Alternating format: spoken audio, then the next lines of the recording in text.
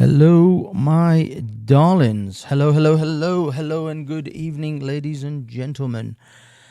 And welcome to another HAFEZ Reflects Banksy Style Live, wherever you happen to find me, on Kick, on YouTube, and on Twitch. I believe that's where we are currently broadcasting from. I'll be honest, I haven't even checked the Twitch one.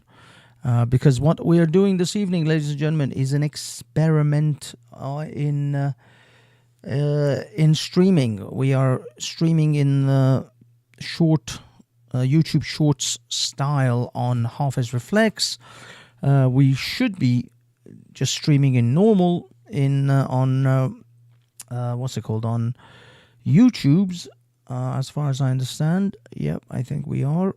And yep, so we are Shorts, HAFEZ Reflex, UK Rainbow Soldier, ready with the USA White Flag Brigade. Big up Hassan, big up Hassan. Thank you for being with us on the stream, and thank you for those who are at the Banksy channel for Curb Your Enthusiasm and 72 Virgin Goats, which is always appreciated. 72 Virgin Goats is something we all need. So, boys and girls, what are we doing? What are we doing? I'll be perfectly honest with you. This was totally unplanned. I needed to test this short business just to see if it works. So I just went for it.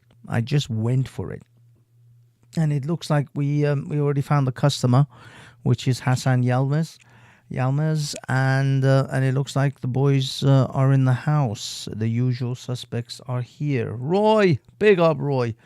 Hope I get to see you tomorrow, mate.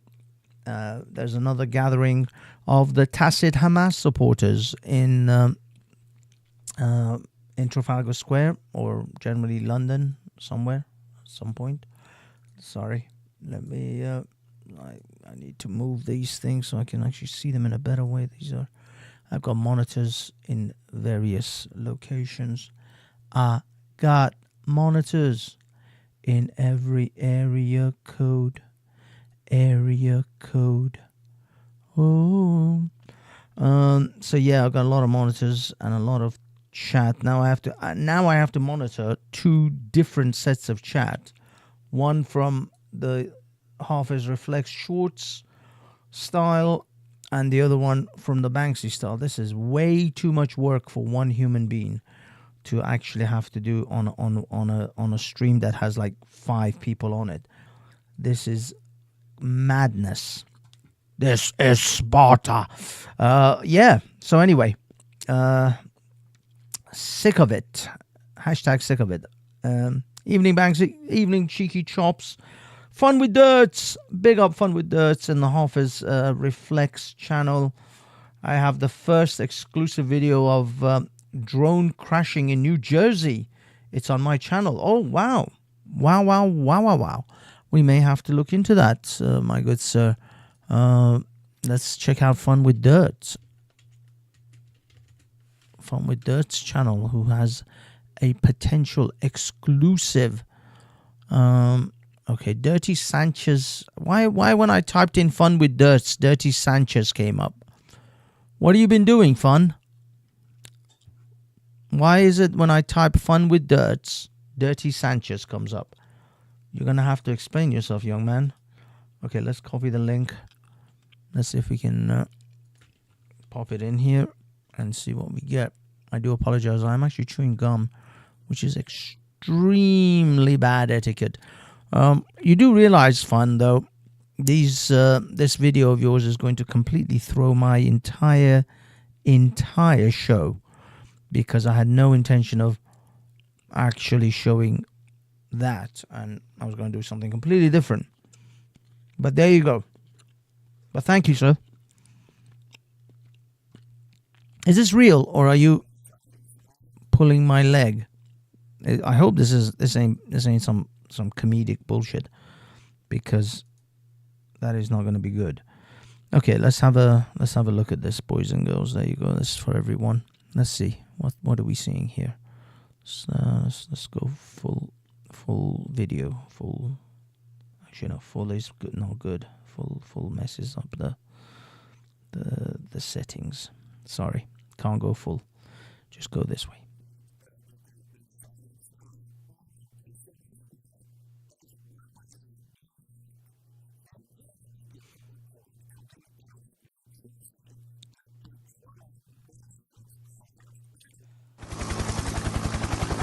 Oh, you asshole!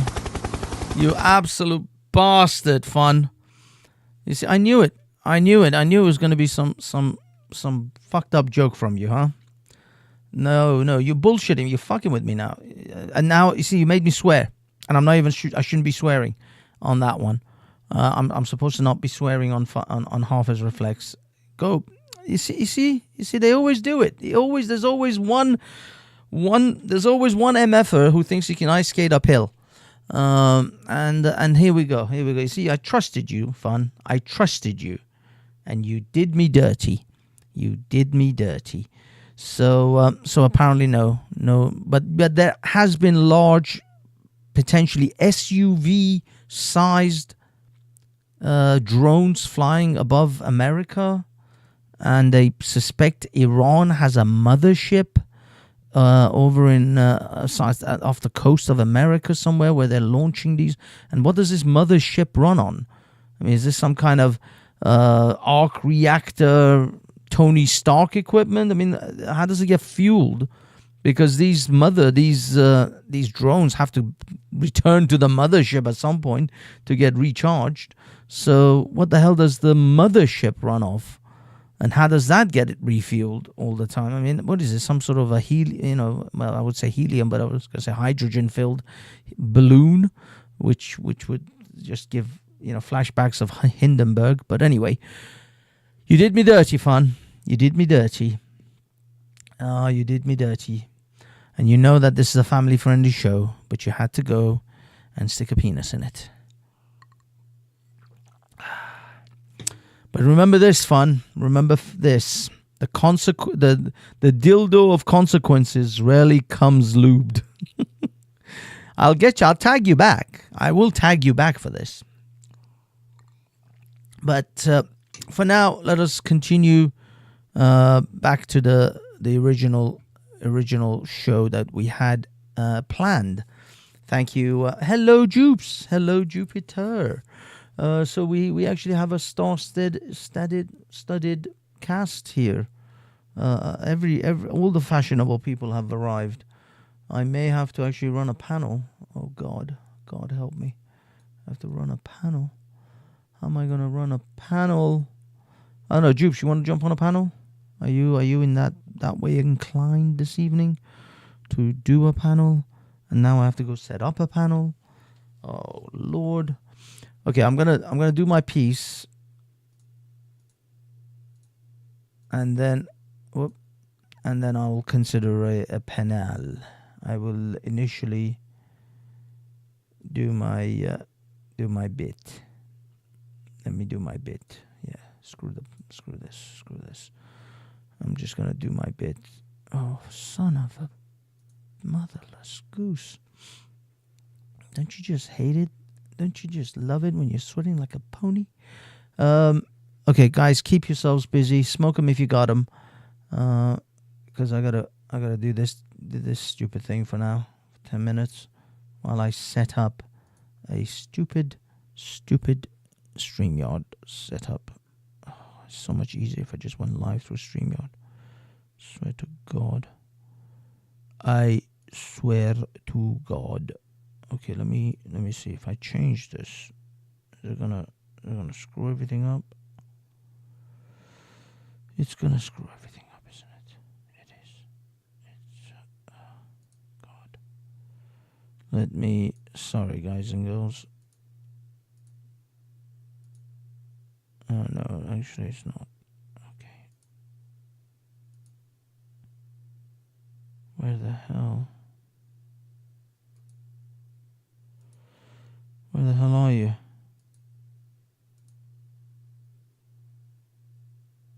God damn you to hell. Here we are. Found it. Okay, guys. Sorry. Smoke 'em if you got 'em. Just to keep yourselves amused for a while. Whilst I try to embed some of this nonsense into this. Oh God, it's going to be impossible. It's going to be goddamn impossible. Actually, no, it's not. No, it's not. It's going to be just fine. It's going to be just fine. Yeah, it'll be fine. It'll be fine. Not that one. This one. Oh, son of a beast. What am I doing with my life? What am I doing with my life? Many mistakes were made until I arrived here. Many mistakes were made. Sorry guys, I'm actually literally trying to set up a StreamYard thing to try to get this thing up and running for when I'm ready to run a panel. It's insane. There's just too much damn work. Too much work involved. Okay, guys and girls, we're talking about Syria. Now, I have some theories, I have some thoughts, I have some ideas, and I wish to run these by you. As we all know, Syria has recently changed hands. We have now got so much more tolerant and just such a better democratically elected group of people who've come into charge. No, of course we haven't. Syria is a giant poo show. And I have to say poo like I'm on some kind of episode of Batman in the 60s, because I cannot actually talk like a normal human being on this God-forsaken platform. So, yes, Syria is going to be a giant poo show. They're going to be probably as bad as Libya. There's going to be warlords. There are going to be slave markets. I can promise you that. Yes, they're going to do these things, because literally ISIS did these things when they had control of certain parts of Syria. No, Syria is not going to be Islam light based. This is the beginning. You know what the Taliban said when they took over Afghanistan? Remember that? Remember that sack of lie? oh, we're so much better. We're Taliban 2.0. We're nothing like the Taliban in the 90s. Women are not allowed to speak in the streets anymore in Afghanistan now. The Taliban passed the law. Women are not allowed to speak anymore. So yes, no, it's not. It's going to be a horrendous, nightmarish of a place. The funny thing is, Israel is already getting some land grab, quote unquote, where they've got certain villages on the borders of the Golan Heights. I would imagine that's where they are, because that's what the area that of Syria that Israel sort of procured after the war with Syria and various other Arab nations in those early years. I don't know, it was the 1960s or something. So they basically control the Golan Heights, which is technically Syrian land, but Israel has occupied it for decades, and it considers it as a strategic location. But the thing is, there are some villages who now want to separate from Syria and become part of Israel. I think they're Christian or Jews or something. They no longer want to be part of Syria because they know Syria is going to become an Islamic S-hole. And so they don't want to have anything to do with that. They want to break off. Now, obviously, those wonderfully democratically elected people of Syria, is it HSN or something? There you go. The post contains some distressing details. This is a post from I was beaten and punched, sharing tiny cell with 33 others. This is a post from, I guess, one of the liberated people. I've been speaking to 44-year-old Dina Cash about the 6 months she spent in the women's prison at Mezha Air Base in Damascus in 2013. Oh, this was on the Assad. During the height of the Assad regime.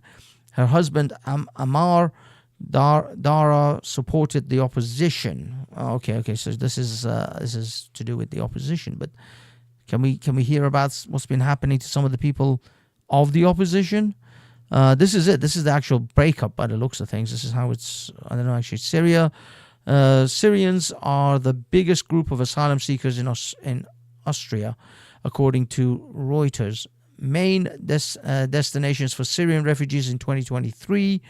10 countries hosted over 95% of people fleeing Syria. Obviously, the lion's share: Turkey, Lebanon, Germany, Jordan. Germany is third. Holy crap. Jordan, Iraq, Egypt, Sweden, Austria, Netherlands, and Greece. Yeah, they haven't quite made it over to us yet. But those are the ones who are actual Syrians. I guess they're not the ones who are just claiming to be Syrians. Now, are these Syrians going to go back? Hell no. Hell no, none of these. And in fact, there's going to be a bigger influx of Syrians fleeing Syria now. Another wave. Expect another wave to come, boys and girls, because there's going to be a whole bunch of Syrians who are going to now claim they were Assad supporters, and now they're fleeing Syria. Before, they were pro-Assad that fled, anti-Assad, who fled Syria and claimed asylum. They're not going anywhere. They're sitting nice and warm and fuzzy on your council house and social services benefits. And then there's going to be a whole new wave of Syrians who are going to come over and going to claim asylum because they were pro-Assad Syrians. So good luck if you think this is going to decrease immigration from anywhere at any time ever, because it's not. It never has, and it never will. Not a single Syrian is ever going to go back, and more are going to arrive. Good luck.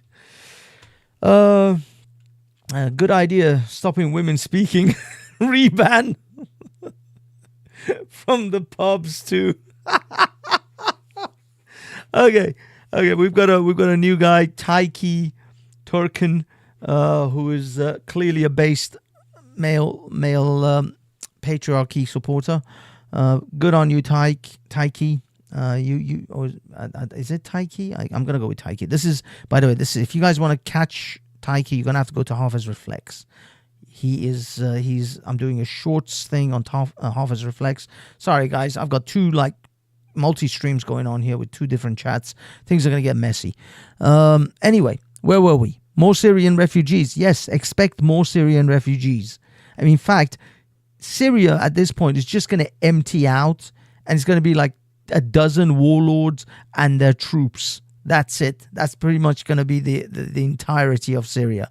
None of them are going back, although the ones in Turkey may do. I mean, Turkey is taking lion's share of 3.2 million of them. I think there's a good chance. They're not going to go back willingly, but they're going to get kind of ushered to the door. Kind of nicey, but not so nicey. By the Turkish authorities, I'm sure. So that's what's going to happen with the Turkish ones. But then those ones who get pushed out from Turkey, they're just going to kind of find their way into, shall we say, Western Europe? Most likely. They ain't never going back to Syria, dude. So Syria is going to become an Islamic nightmare. Now, this is my hypothesis, if you will, of this situation. I think that all of this has been in plan for a very long time. This is if you like, we are coming almost to the end of this particular cycle of remapping and reshaping the Middle East. I said it back in when, I don't know, was it 2000, I forgot, 13, 14, maybe 15, when I said Israel. And if anybody's interested or has any knowledge of the Greater Israel Project, now some people, conspiracy theorists, if you will, have postulated, these madmen have postulated, that for a long time the Israelis have had ambitions to re-establish the old kingdom of King David. Now these crazy people have said such madness, as Israel intends to have from the Euphrates. Is it the Euphrates? There's a sea in southern Iraq. Is it a river?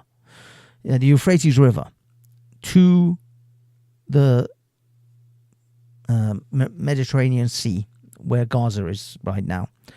There has been suggested by some crazy madmen that Israel has had a long-term ambition to regain King Solomon or King David's kingdom, and that constitutes the landmass between where current Israel sits, Syria, good portion of Syria, and southern Iraq. That is the span of this kingdom. And in order to do that, you would obviously need Syria to be in a situation where the maps have to be redrawn. Iraq has to be extremely unstable and a failed nation in which the maps have to be redrawn. The old British colonial maps of that region is to be wiped and new borders are to be drawn. If you believe in these crazy, conspiracy theories, obviously I am not one of them. I'm just simply pointing out.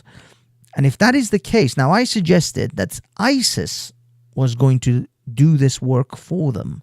ISIS was going to redraw the map of Syria and Iraq. And they were kind of doing that. If you actually look at where ISIS occupied, they occupied both Iraq and Syria, Mosul, northern Iraq, and they were going to push towards southern Iraq in order to basically control ISIS stood for, it wasn't just ISIS, it was ISIL. It was the Islamic State of Syria and the Levant. That's what their ambitions were, which would then entice, or at least they would at some point attack Israel, which would then give Israel a green light to go into Syria in order to quote unquote crush ISIS. Well, we don't have ISIS as such. We have ISIS light or Al-Qaeda, Diet Al-Qaeda, now taking over. And Israel is now is setting up troops at the borders because these so-called Al-Qaeda light, or Al-Qaeda Zero, shall we say, sugar-free. Al-Qaeda Zero are now suggesting they're going to go to Jerusalem to take Al-Quds. They're going to go into Mecca and Medina to take them out of the hands of these corrupt Saudi kings, so on and so forth. They have great ambition. These guys, let's be honest, these guys are, if nothing but ambitious. These guys want to go right up that corporate ladder of global imperial empires. So they want to take Jerusalem, they want to take Al-Quds, they want to take Mecca and Medina and the Great Mosque, and etc., etc. So they have a lot of big ambitions, and I think those ambitions are going to force Israel's hand. Israel's always defending itself. In order for Israel to defend itself, they have to go and take them out in Syria, and also to protect the Christian and the Jewish Syrians that remain within Syria, although they're a minority, very, very minority group. But they're going to have to protect the Christians and the Jews left over in Syria. They're going to have to protect the Kurdish women. Did you see some scenes of Kurdish women being taken by these jihadis, just like October 7th, where the Israelis were taken? So these things are going to force Israel's hand into stepping into Syria, deeper into Syria, possibly all the way to Damascus, and they have to protect. They have to protect themselves. They have to protect. This is all self-defense, kind of like the Islamic Caliphate, which was all in self-defense from Mecca and Medina all the way to Spain. They defended themselves all the way to Spain. So that's what the madmen would say, that maybe this is all a precursor. But of course, certain dominoes had to fall for this to happen. Namely, Syria's Bashar al-Assad of Syria, and the Iranian Mullah regime.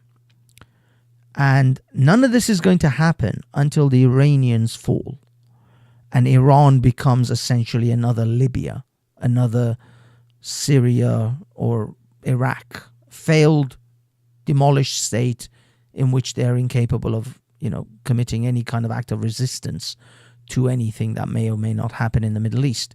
And the dominoes that needed to fall, which wasn't really Hamas. I mean, Israel can crush Hamas at a weekend. It was Hezbollah. And October 7th, whether you, whatever conspiracy theories you have, gave the green light to Israel to enact certain steps, which then forced Hezbollah to attack them, or at least put Hezbollah in a position in which they had no choice but to attack them. And also, by the way, the other domino that had to fall was Russia.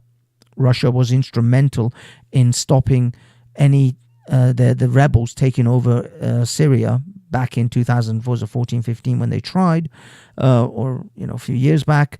Russia and Iran were the two instrumental countries that stopped and kept Assad in power. Those dominoes had to fall first. Russia was pushed in to an impossible position in which they were forced into a war with Ukraine and kept them in a quagmire there. Iran is too busy with internal strifes, as well as the fact that they were trying to assist in helping Hamas and Hezbollah, but of course Hezbollah and Hamas have been crushed by Israel, and so Iran has been neutered to some extent in order to assist in helping Assad to stay in power. Once those dominoes had fallen, Assad was vulnerable, and the same old enemies who were staying in the shadows came back, resurfaced, renamed, rebranded, again almost like Coca-Cola, Coke Zero. This is Jihad Zero. They came out of the shadows, and bam, here we are with Assad gone. Now, Assad is not the final domino to fall. The final domino to fall for all of this is Iran. Iran has to fall before the Greater Israel Project can start in any shape or form. And Iran shall fall. It's not a matter of if, it is simply a matter of when. When will Iran fall is, I would suggest at the rate things are moving, 2025 is going to be very interesting. The problem and the thorn in the side of this project, I feel, is going to be Donald Trump. Donald Trump was not to be elected as the President of the United States. He was not. It was a mistake. Donald Trump is not the war hawk that Kamala Harris is, Joe Biden is, and all the other neocons and the Democrats who are staunchly war hawks when it comes to this situation. Unfortunately, Donald Trump may be not a spanner in the works to stop it completely, but to delay this project for a further 4 years. He may actually be that particular spanner in the works. I don't know yet, because I still don't trust Donald Trump to be completely unfazed and if you like, unimpeded or not being able to be influenced by the various groups that are involved. I think Donald Trump is still open to being manipulated and influenced into agreeing to attack Iran or assist Israel in attacking Iran. No, Mr. Mossad. All I'm saying is these are some madmen who would make such accusations, such crazy, just, I would suggest maybe like Hassan Yilmaz would be such a crazy man, or maybe Keith. Oh my God, I forgot his name. Keith. There's a guy called Keith something. What's his name? He's a very staunch anti-Israeli individual. Keith.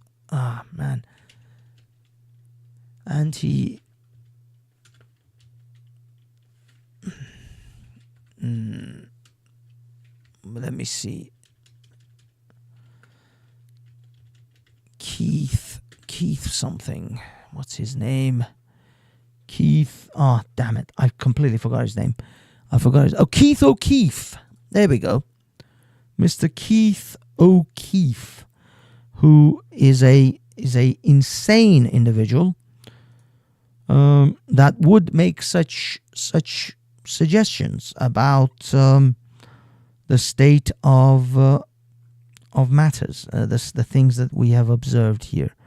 So all I'm saying is, some madman like Keith O'Keefe would say such things. Of course, I would never in a million years suggest anything like this, because, I'm a man of science and logic and reason, and just generally, a person who would never, ever, ever suggest such madness. But Keith O'Keefe might. So for those of you who may be interested in listening to the ramblings of a madman like Keith O'Keefe, then you may find his, his Wikipedia is here. Keith Nicholas O'Keefe, born July 21st, 1969. He's an American Irish Palestinian citizen. Oh, wow. I didn't realize he was an American Irish Palestinian citizen, and activist, and former United States Marine and Gulf War veteran in 2001. He set fire to his United States passport. Subsequently, he led the Human Shield action in Iraq and was a passenger on the MAVI Marmar during the Gaza flotilla raid, where he disarmed two of the Israeli commandos who boarded the ship. Oh, he was on that ship. Oh, initiating a confrontation in which 10 Turkish activists were killed. According to the Southern Poverty Law Center, O'Keefe gives speeches to white supremacists group and endorses David Duke. So you can see what kind of a scumbag this person is to make such suggestions. This man gives white supremacist groups talks and endorses David Duke. So he's clearly a scummy individual that you should never, ever, ever Google his name or search anything that he says, because if you do, you will find that this man is despicable on all levels. So never ever look him up. Never listen to any of his podcasts or anything that he said online, because he's just a madman, absolute madman. Now, by the way, all of this was being bantered about in like 2010, early 2000s. I think even before YouTube, I saw this man.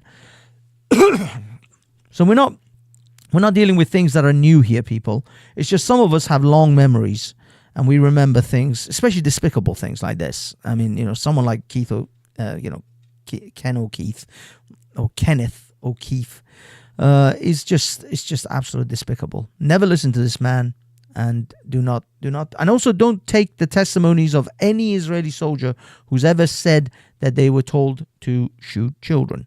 Don't ever believe them, ever. Because that never happens. Never happens. You've heard it here. Okay, so this went down a rabbit hole that I did not intend to go down. All I was intending to do was just, maybe connect some dots that people may or may not be interested. Hassan's in Banksy's other stream. Yes, he is. Hassan is in my other stream, for those of you who were wondering. I don't know, is it dangerous for me at this point to open up a panel and actually entertain any guests with their comments? I'm sure Mr. Mossad would have a lot to say about the subject at hand. Mr. Mossad, please be kind. Don't execute me. I'm just a messenger. Just passing on the messages. That's all I'm doing. Just a humble streamer, a tiny man trying to make the world a better place. That's all I can say. So yeah, guys and girls, let's do this. Let's start this S show. Now, please, for those of you who come on the panel, there are certain guidelines that you must follow. The F word is no longer tolerated on the HAFEZ Reflex, and thus we are streaming on the HAFEZ Reflex channel. We're not just on Banksy, so don't let yourself go wild and crazy. We're on the HAFEZ Reflex. This is a family-friendly show. Imagine if you can't say it in front of your boss at work, you can't say it on the stream. Remember that. So yes, keep it cordial, keep it civil, keep it PG-13. In fact, keep it universal. I want Disney Channel language here, people. No Fs, no buts, no Cs, no Fs of any kind, including the cigarette smoking type in Britain. All of it has to go.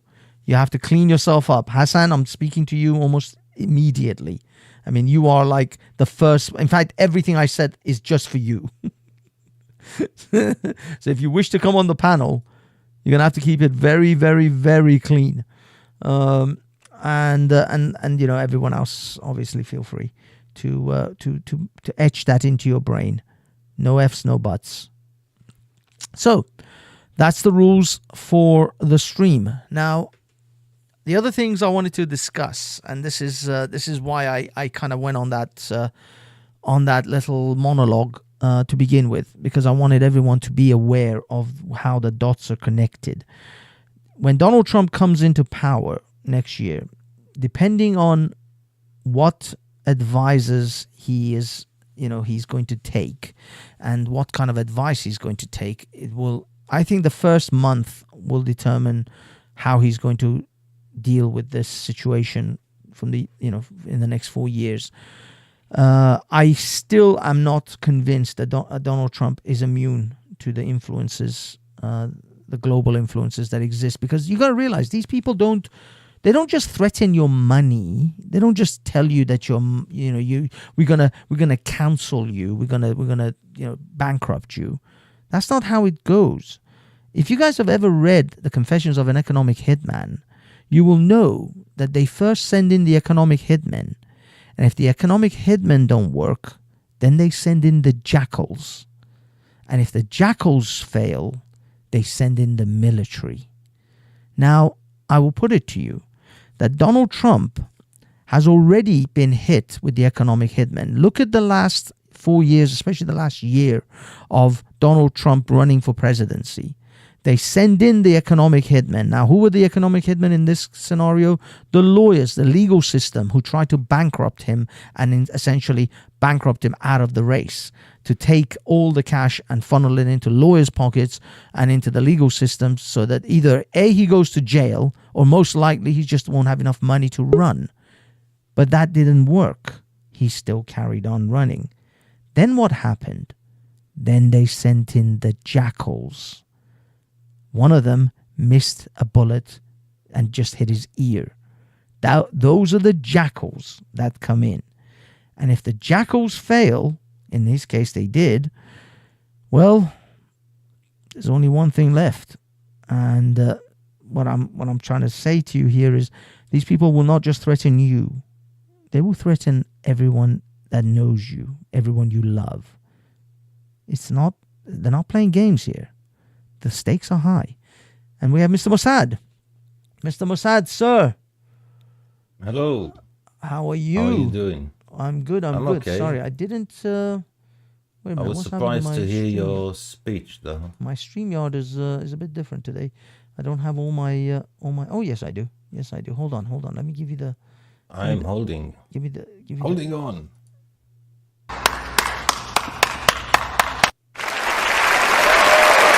All right. Okay. We gave you the standard standing ovation. Okay, Mr. Mossad. Now, what would you say to these madmen who would make such claims that I propose this evening? Well, it's usual. The theories are nonsensical and they have no connection to reality. I mean, first, Israelis don't want this greater Israel project. Most of them don't even know about it, but if you tell them about it, they'll say, what? No, because the situation for us would be that we would have many more Muslims inside our country that we have to deal with somehow, give them citizenship, or there'll be. It's not a good idea. Basically, we don't want more Arab Muslims in our population. Interesting. So we definitely don't want to increase the size. But what happens Now, if those Arab Muslims are pushed elsewhere? They're not in No, Israel. there's too many. You're not talking. If it was, you could like, let's say you wanted to. If it was in the thousands, you could push people out. But we're talking too many. Too many. If you look on the map, it's not realistic. What they will take, absolutely will take, is or at least try, is what is at the moment called the DMZ or DMZ. The demilitarized zone? Yeah, because... And does that include the Golan Heights and all that area, right? Well, the Golan Heights is already taken from Syria, so they will take a further small strip. Yeah. But that's about it. That's what they will take. Do you know about the villages who actually want to separate from Israel, from Syria and become Israeli? There are many more that are saying it quietly because they are afraid, right? Because if you say that you want to be part of Israel, it puts you in danger. So the ones who have said it openly are taking a huge risk, probably know that Israel will take them, probably feel confident. The ones that are not sure, there's an area called Jabal Druze, which is where most of the Druze are. And from what we hear through Israeli Druze, they want to join Israel. The problem is there's no geographical continuity between Israel and them. Oh, where are they? So they're near Israel, but there is a bit of Syria in between us. So, I think the Americans were trying to help them, and then they stopped helping them. They're in a bad situation there. Assad really didn't like them. And I don't think the new guys are going to like them because they're not Muslim. They're their own thing. They're like a special sect. They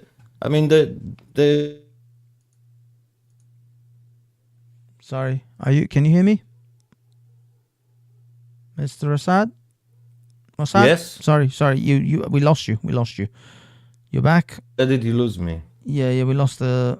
I couldn't hear you. I think it was a connection thing. It might have been my side. I don't know. But repeat again. So where were you? You were saying.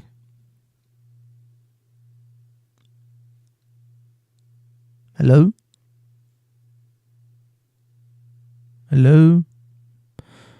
Okay, I can't hear him. Chat. Anyone in the chat? Can you guys still hear Mossad? Sound off if you can. Just give me something. Am I the one that's locked out here? Hello? Oh. Mr. Mossad has dropped off. He is gone. He is out of here. I guess maybe it was him. Maybe it was him. It's not me. It was you. But also yes. Bill Gates sniffing through his trash, most likely. Through Mossad's trash, maybe. I don't know. But okay. So boys and girls. Let me go back to the top here. Let's transfer this way. So now, Mr. Mossad does make a compelling case here that it could be the reason Israel doesn't want to expand its territories is because they will have to actually take on board all the Arabs that live in these regions, namely Syria, Iraq, southern Iraq, which would require Israel to basically quadruple its population, and no guarantees it will actually increase the Jewish numbers. I mean, they already have, to some degree, birth rate problems, the same as most other advanced nations. So yeah, there is that possibility, but still, okay. Let's see, Mr. Mossad. Mr. Mossad, are you back? I think so. My internet went crazy. I think you were Yeah, revealing so this too much is to us. one. Maybe the Mossad cut you off. Yes, this is one reason. Second reason is we were for Trump, not against Trump. For us, the Democrats were very bad, and you can see that Trump appointed ultra Zionists to deal with the whole Middle East issue. So it's clear where his mind that he's already threatened Iran as well. So no, Israel does not want to expand. In fact, Israel today is 20% of its size in the 70s. We actually shrunk by 80%. Oh, why? You just because we did a deal with Egypt and we gave them Sinai back. Oh, We of also course, offered- of course. Yeah, yeah. Yeah, and we offered Syria the Golan back, but they said no. What do you mean they said no? Well, the deal, the offer was, let's have a peace deal. We each recognize each other's borders, I see. and you can have the Golan back. And they said no. Oh, I see. So the deal was they can have Golan Heights if they recognize Israel and its borders as a legitimate Yeah, state. and we recognize, we settle our border, once and for all, and they'll get the Golan back. So But you there'll mean be a Syria border doesn't have settled borders? I thought Syria's borders Not were... with Israel, right? Not with Israel. Oh, I see. I see. So, Because we think the Golan is ours. They think the Golan is theirs, right? So but the Israelis didn't you just say that was part of the deal that they would give the Golan Heights back Yeah, to yeah. Israel, Syria as long as Syria Exactly. recognizes Israel as a legitimate country and all that and its borders. yes, in its new border after Yeah. they give back the Golan, Golan right? Heights, but they didn't They want would they would obviously have to discuss the fine detail, but they actually said we'll give it back. In principle, we'll give it back. They said no. That was in the 70s, so a lot of it's changed things. Of but, course. But until the 90s, they were negotiating with the Syrians, offering the Golan back. There was a lot of opposition in Israel, but I think they could have done it, the government at the time. But now the Druze, they don't want to be in an Islamic caliphate. So all the people in the Golan, I think they're like 90% Druze. And so they would want to stay as Israelis, I think. So there's a they've lot of had a- Druze they've had an okay in the life. Golan Heights, but you said there was Yes. a bunch of Druze elsewhere, which wasn't a Yes, Wasn't the majority of them. Yes, the majority of the Druze are not in the Golan Heights, but in a different area, slightly to the east. If you bring a map, I can kind of show you where things are. But the Druze are they're special people. They don't, they're their own thing, and they keep to themselves. And they're mentioned in pretty ancient books. European travelers would come across them and always note them as unique characters. They're fierce fighters, but very peaceful if you don't bother them. Is the general I'm with you. vibe. But how about what was I going to say? How about this business of Kenneth O'Keefe, and the suggestion by some groups about the fact that that Israel has this ambition of the new We don't. Israeli It's just we project. don't. I mean, I think there's like this this guy that walks around Israel and asks people questions, and when he tells them he says, "Do you support the Greater Israel Project?" And half of them don't even know what it is, and like the majority say no. Obviously, you would say no. It's just such a ridiculous idea that only in the West people can believe it. In the Arab world as well. It's. Now, am I just right ridiculous. with the yes, actual... we would like a mile here, a mile there, but it's only because of strategic issues, hills, things like this. We don't want a greater Israel. We're talking, what they've done now. I think they've expanded like 2 miles. It's 20 miles from Damascus.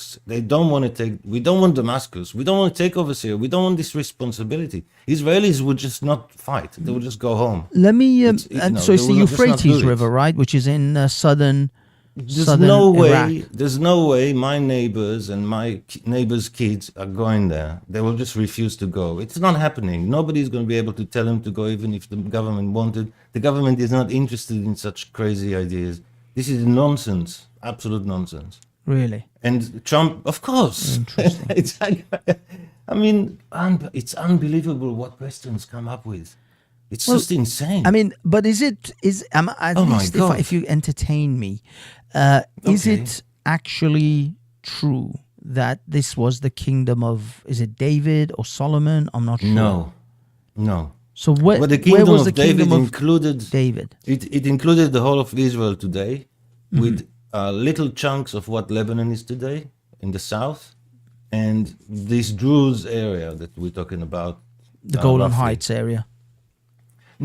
Kind of slightly to the south of east of it, but we don't even know that, right? So this is just a myth. You know, we don't know exactly where the borders were. So the kind of the notion that most Jews have is that it was from between the Jordan and the Mediterranean, what they call the river to the sea. It didn't reach That's the anywhere near irony, the isn't it? Euphrates. That the Palestinians use that term of river to the sea, where Yeah. they mean, well, I presume they mean from the Mediterranean Sea to the Black Jordan, Sea. yeah, Jordan River. The Jordan, sorry. Jordan River, yeah. Yeah, the Jordan River, sorry. It's that little strip on the left of your map, right? Yeah. So the Dead Sea at the bottom there looks like a Oh, yeah, well, yeah, I don't yeah, know, like what?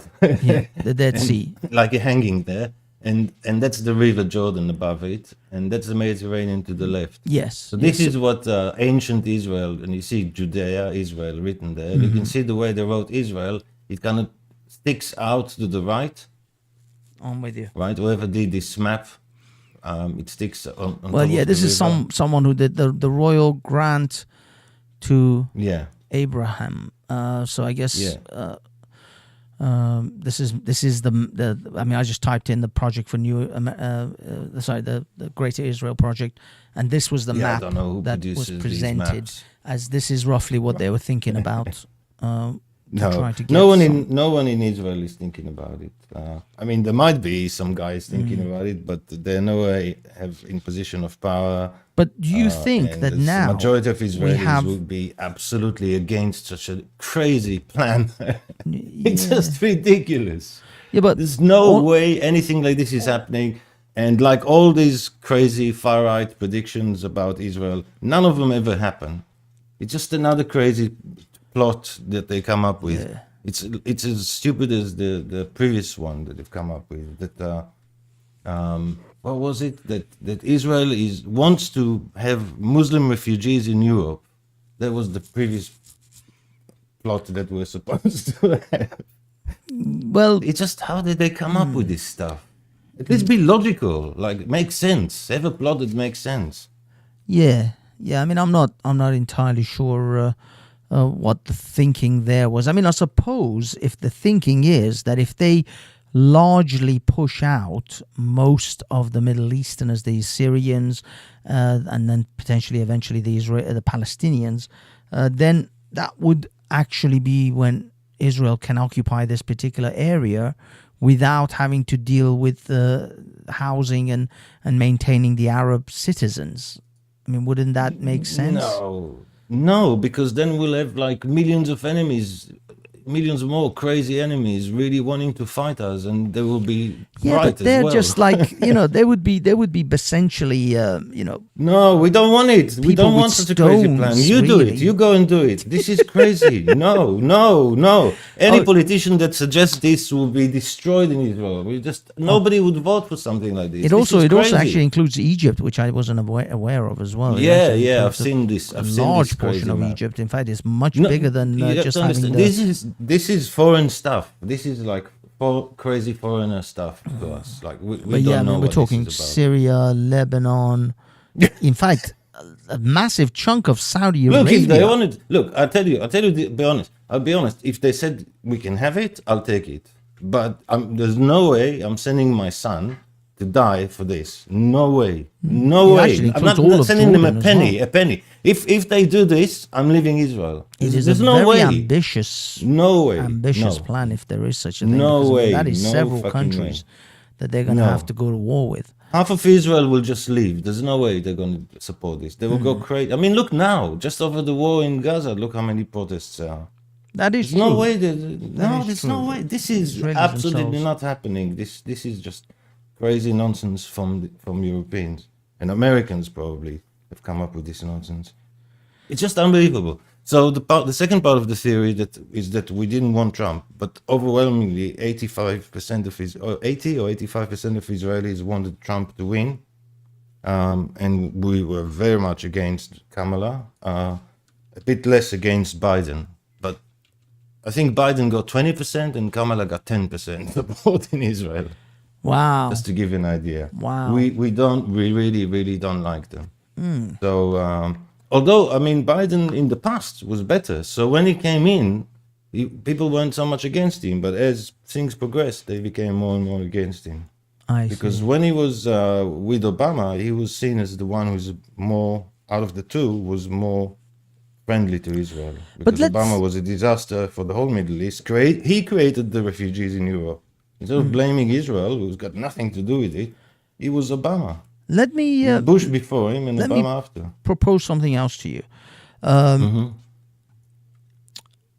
Forget about this whole nonsense of Greater Israel Project and all of that. But Yeah. my theory or hypothesis, if you will, about the fact that Israel may have actually orchestrated all of these various dominoes that needed to fall in order to make sure Assad is out.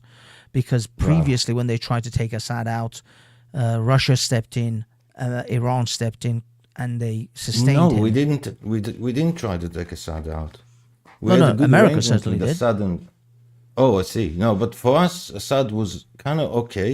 I mean, if you pay attention, there was no war or anything between Israel and Syria for 50 years, and he allows us to bomb his own country. Literally allows That's true. us to I mean, bomb you his guys own literally country. bombed an Iranian consulate, and he still didn't retaliate. Yeah, exactly. So although Assad was terrible, absolutely terrible, we kind of reached a weird status quo with him that was convenient. There was no fear at any time of like any Syrian attack or anything like that. We knew that they don't like us, but you know what I mean. It's kind of like a cold. Yeah, Everybody is like very like careful a cold to stay in state line.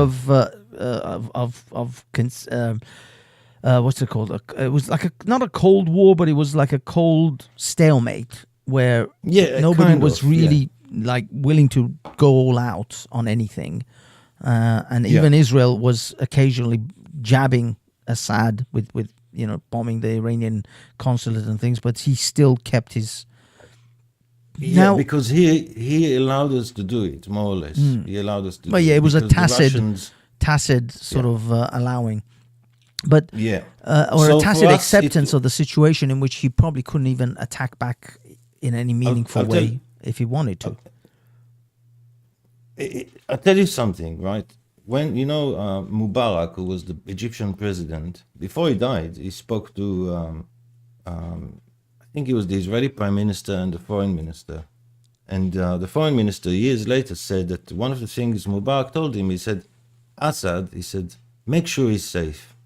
Make sure he's safe. Wow. He's good for you. What do you think is going to now transpire with the way things are? I mean, they're literally talking about turning or appointing these groups which were previous Al-Qaeda, ISIS groups. Britain is already taking them off the terrorists or the prescribed groups lists. They've already, I think, I forgot, some other country just recently took the Taliban off the prescribed group of the Europeans are, I mean, the Europeans and parts of America are completely losing the plot. They took the Houthis off the terror list until they started bombing their ships and blocking trade. It's like, Biden sent the money. Biden sent Iran money. Are you aware of this? Yeah. I mean, admittedly, the Iran money was kind of money that the Shah paid for weapons, which they never received, and it was all, taken, essentially frozen on behalf. Yeah, but yeah, it wasn't really but they, they didn't give them extra money. They just gave them their money back. Yeah, correct. But when someone declares that they want to destroy you, which Iran does, say they want to destroy America, you don't give them their money back. You say, listen, promise you won't destroy me and you can have your money back plus a bonus, okay? You get a lollipop as well. You promised. Yes. You can't, no backsies, you can't take it back, you promised. If someone, you owe someone $500 and you say to him, if I give you the money back, what are you going to do? He says, I'm going to buy a gun and kill you. And you say, okay, I'm not giving you the money back then. No. You promise not to. And the guy's like, okay, I promise I won't. And it's like he's got his fingers crossed behind him. That's how the mullahs took the money. They had their fingers crossed, you see. So they promised, but the promise wasn't valid. I mean, I'm just amazed. I call them the cope theories.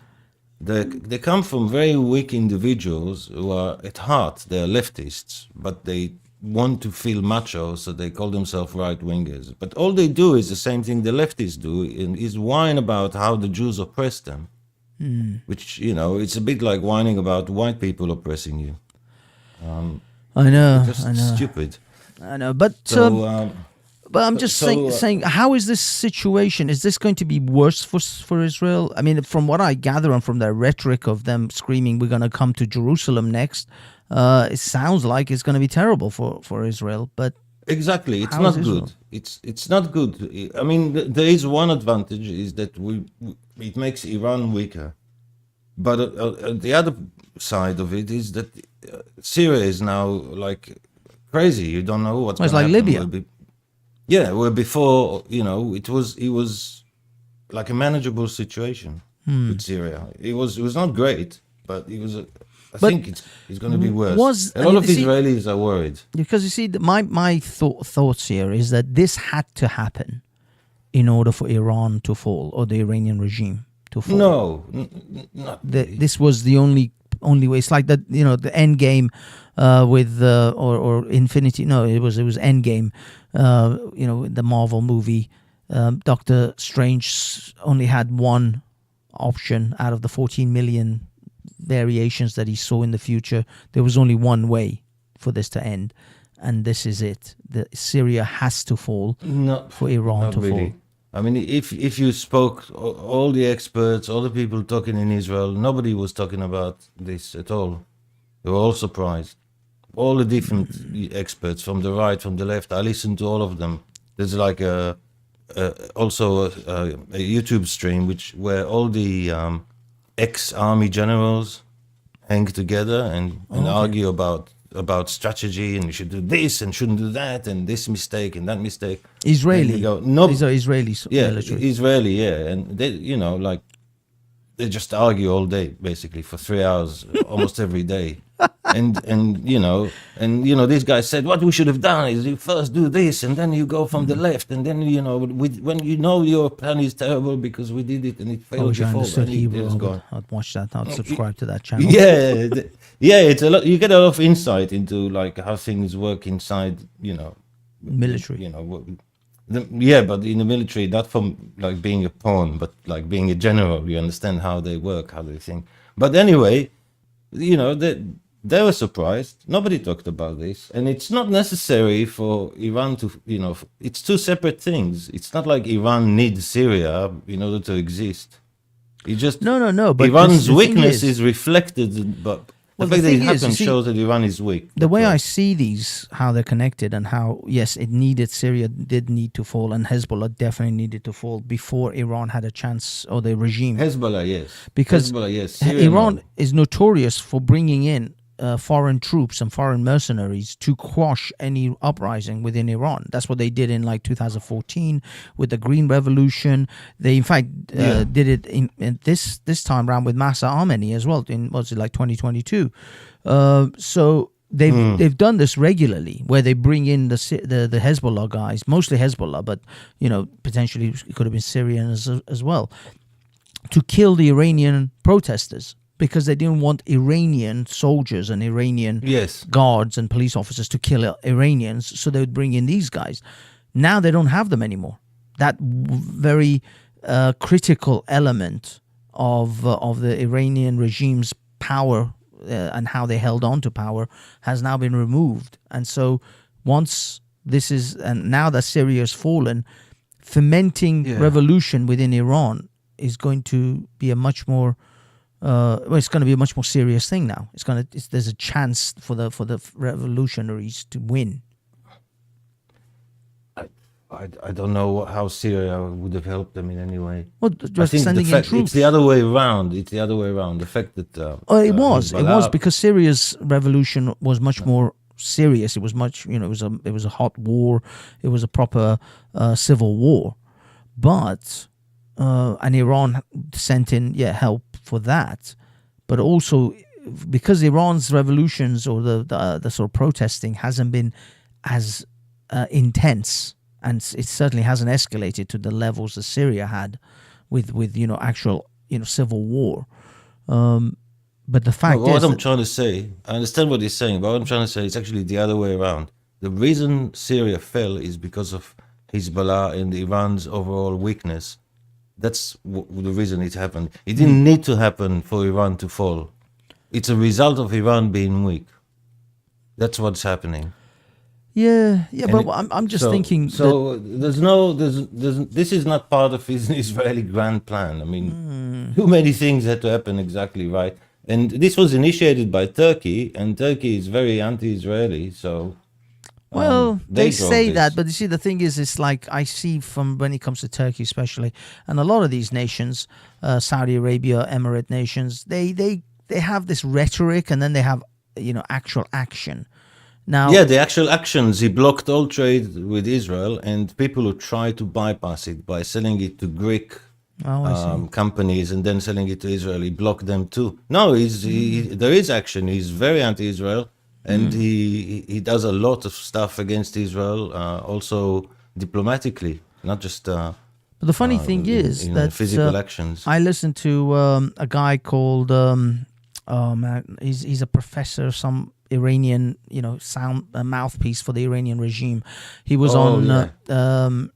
Oh my God! Yeah, I know him, Muhammad something. Yes. Yeah. He's a professor. He's ridiculous. Blah blah blah, and he reminds me of the guy. What was he called? Chemical Ali. The guy that said that they're winning the war as the bombs were falling behind him. American bombs. That guy. That was the spokesman for Iraq. Yes. Yeah, I forgot his name, but I know you. Yeah, forget. So now we got this guy. Yeah, but this guy was on George Galloway. He's a Scottish. I think you might know George Galloway. He basically he sides with everyone who's an enemy of Britain. He's literally meets up with every person who's enemy of Britain. Saddam Hussein, Bashar al-Assad, and he really admires them as well. I mean, he really admires them. It doesn't represent his country's interest or his people's interest. He literally is there to say to them how great they are. It's just so weird. Yeah, it's really weird. Galloway is a strange character, and he actually won a seat at the Parliament this year. But then he literally had it for like less than a month before the government called an election, and then he lost his seat again to another even more Islamist than him. And he was basically he was running for on the Islamist side. He cultivates the Islamist vote in Britain. Yeah, I mean, but he actually lost it to even a more of a actual Muslim because he's kind of he's not Muslim, so he's just a supporter. But I anyway, think he is kind of a secret Muslim. God knows. I mean, as far as we know, openly, he's a very not openly. No, I think also possibly Corbyn is. Yeah, but he's very much. Yeah, you could say he's very much in that Corbynite type of camp. Yeah. But anyway, he's got this thing called the mother of all talk shows or something like that, and he was interviewing that guy. And what they were saying, and what that guy was saying, that professor, which, as I say, I should have prepared better, and actually I wanted to talk about that as well. And what he was saying was that it was Erdogan who betrayed Assad and allowed this to happen. And he actually kind of blamed Erdogan for this issue, for the fall of Syria. Yeah, I mean, he cooked it. Yeah. So it's not an Israeli plot at all. It's nothing to do with Israel. But what I mean is, isn't that a bit, I don't know, I guess it's a bit difficult to fathom that if Erdogan helped the fall of Assad. Well, he's been fighting Assad. He's kind of taken parts of Syria. He's also, just because the media concentrates on Israel, then Turkey can shoot, a bus full of Kurdish kids across the border, and nobody reports about it. It's just stuff like this happen all the time, and nobody cares because it wasn't Israel. Because it does seem strange that if Assad to fall, how beneficial is that for Turkey? How does that benefit Turkey for Syria to be in this flux? I think I'm not really an expert on this, but I think Turkey has like areas that have Turkish people living there, like Turkmen they're called, and they see it as part of Turkey. Really, they don't see it as part of Syria. They think it shouldn't have been given, to Syria in the first place.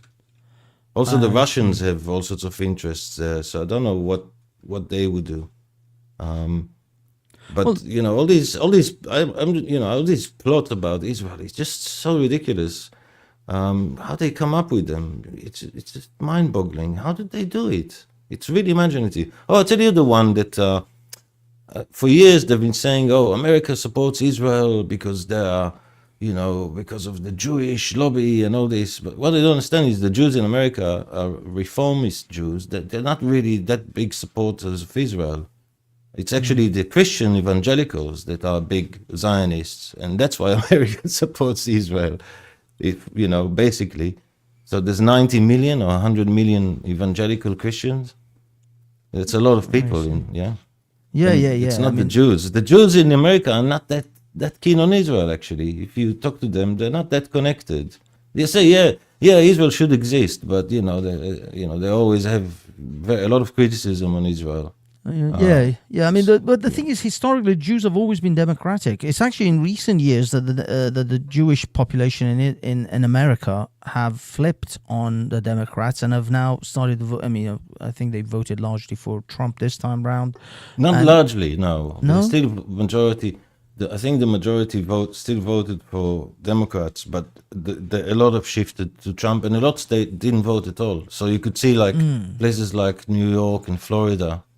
Right, you can see people just didn't come out because I think that this October 7th situation and the way the Democrats have pandered to the pro-Palestinians may have altered some of the Jewish perspective because they realized not just the Jewish. I think a lot of people looked at the insanity of the left over this topic. I think it exposed the whole woke crowd. I think the 7th of October was the day woke started falling apart. I think that is going to change a lot. I think it opened a lot of eyes because those who were on the Democratic side, but also supported Israel, and also obviously support Jews as minority groups, etc., etc. The whole, because their entire ideology is around supporting minority groups and uplifting minority groups, and then suddenly the Jews are no longer minority groups. They're considered white now because they're successful, and so for that reason, a lot of lefties suddenly realized, wait a minute, what strange bedfellows have we made that now we're the anti-Semites, and we because you see the main thing that holds up a leftist, I think, mindset is this self-righteousness. It's this, we are better than you because I have better morals than you kind of standard. This looking down their nose at other people. And a lot of American Jews are like that, and some of them have woken up to this. I was arguing with American Jews who were telling me they were supporting BLM years ago. I said to them, BLM is an anti-Semitic organization, and they would just block me. That would be the end of the conversation. But it's true. And it is. But It is absolutely true. anti-Semitic. There were BLM. It's anti-white, anti-European, anti-Semitic organization. There were BLM supporters who were wearing the little paraglider symbols on their clothes. It's like, holy shit. I mean, I knew it since the first march because I saw the sign, Free Palestine, in the march in Ferguson, which was the first BLM march in 2014 or 15. If you look it up, you'll see. You look up all the photos, you'll find it in the end. And I thought, interesting, Qatari money. Yeah. You know, and again, and people talk. These idiots talk about the Israeli lobby. It's a diversion. They are being made to talk about this, so they don't pay attention to the Qatari lobby, which has a lot more money than Israel has. Yeah. I mean, absolutely. The Qataris, the Saudis. I know for a fact the Saudis literally build and stock the libraries of Wahhabi mosques in London and Britain, all over Britain. The Saudis are trying have changed. They're not pushing this anymore, or at least not to the extent that they were. But Qatar is these days the big driver of this. Possibly, but I mean, I know, as I knew certainly back in the day. It could be because of Mohammed bin Salman's influence in the last few years, but back in the day, most Sunni mosques were funded by Saudi Arabia, and all the books and the reading material was Wahhabism, because that was their ideology that they were pushing. But I think Mohammed bin Salman maybe has been clawing that back. And they are not. He's against it. He's against it. He wants to westernize his country. Basically, he wants to be part of an ally of the West. They've just said this. I don't know if it was played in on your channels and stuff in the UK, but in Israel it was a big thing. They had this singer. And the performance with male dancers, and they held her up, and she was wearing like a modern dress. It looked pretty revealing. And there's a big uproar in the Islamic world, and he's pushing it really as far as he can. Absolutely, I as I said, I know that Mohammed bin Salman is making some moves, and he's shaking things up over there. Mr. Mossad, am I still very loud, or am I okay this time around? You're a bit loud, but not too bad. Last time it was crazy, but this time it's a bit, but it's okay. Because it seems like my volume levels are the same still, but for some reason it's okay. Don't worry about it. If everyone can hear you, I'm good. They're not off the charts. I guess I must have adjusted something. Is it gone back down too low? Technology. Yeah. It's just sometimes the settings are just all over the place. I'm just going to switch back. What else was this Greater Israel? What else did they say? There was another point they built on. So it's a big plan. What a domino! I mean, come on. This is ridiculous. Those were. I'll tell you the previous one. I'll tell you the previous one. So I was starting it. So they had this idea that the Jews. The Jewish lobby in America is forcing America to fight for Israel and support Israel and all this. But in fact, it's the Christian evangelicals there. But the second thing is that I kept saying to these people, there's a big thing that the whole world depends on Israel for its technology. And they said, what technology? You steal your technology. I said, no, we invented technology you all use. And, all the CPUs in all the laptops on Earth, literally almost all of them were designed in Israel by Israelis. All the Apple computers, all the Apple phones, all Intel laptops, all the PCs with Intel inside them, and lots of other things, the Tesla autopilot, all the security software, almost all security software, almost all firewalls and routers, all come from designed in Israel.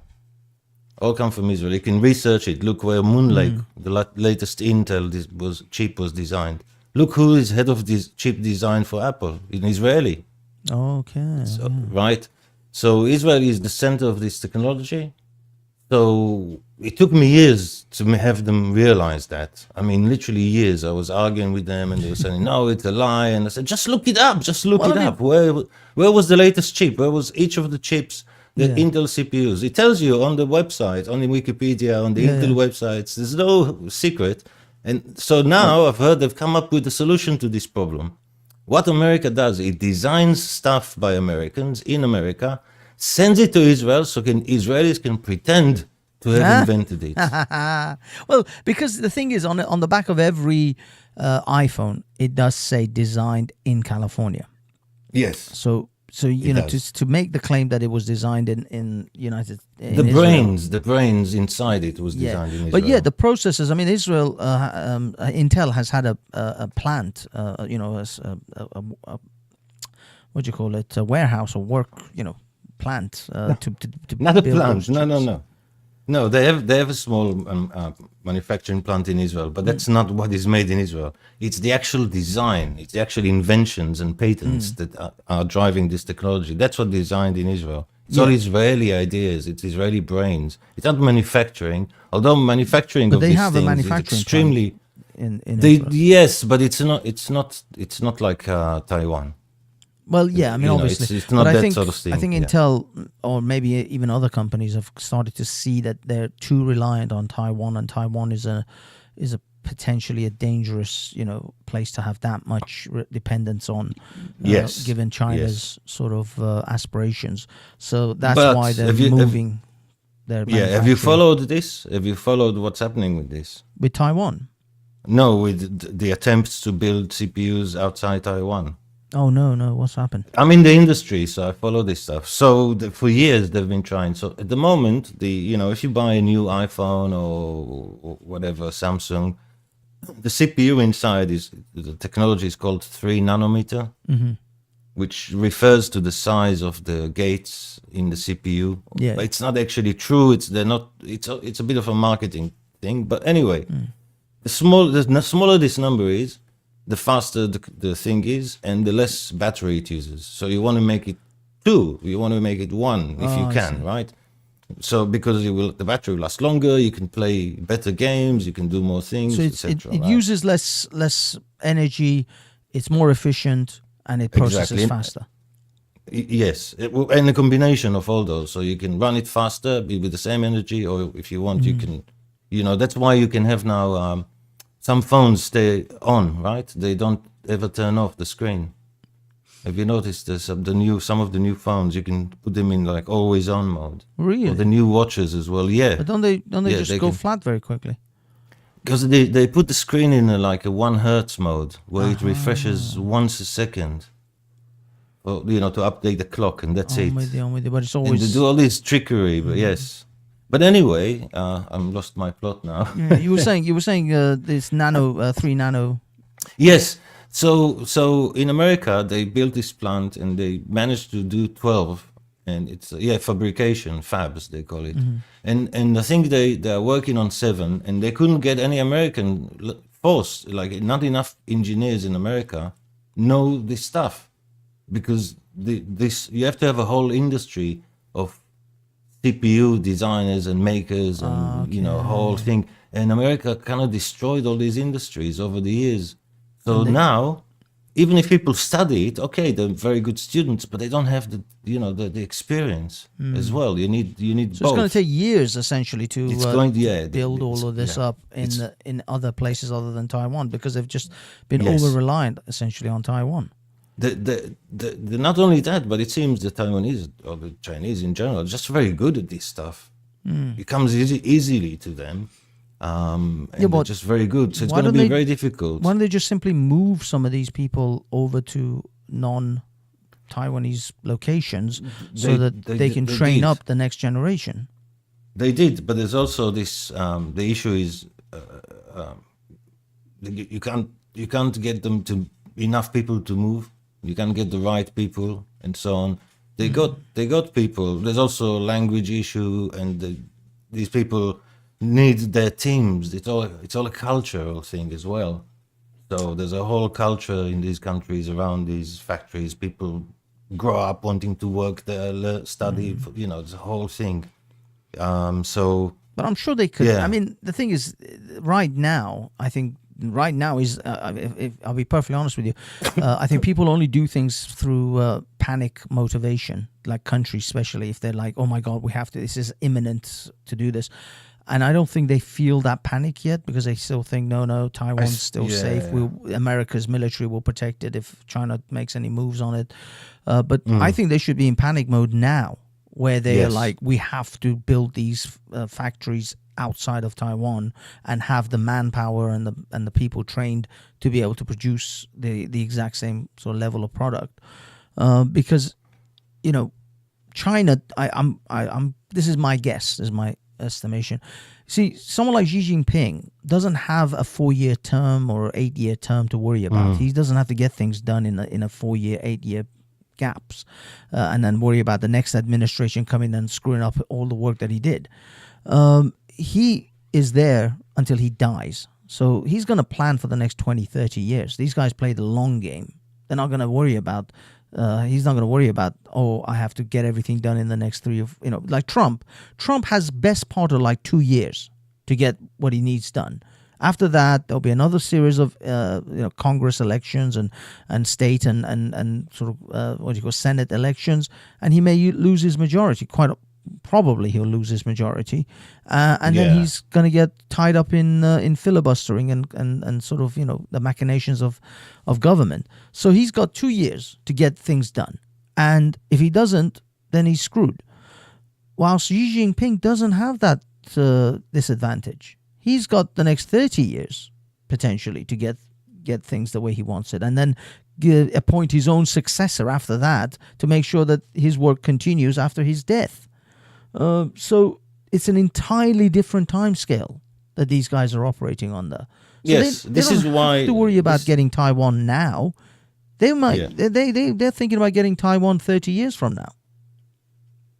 Yeah, no, you're right. But for the time being, this is why America and the West have to stay strong.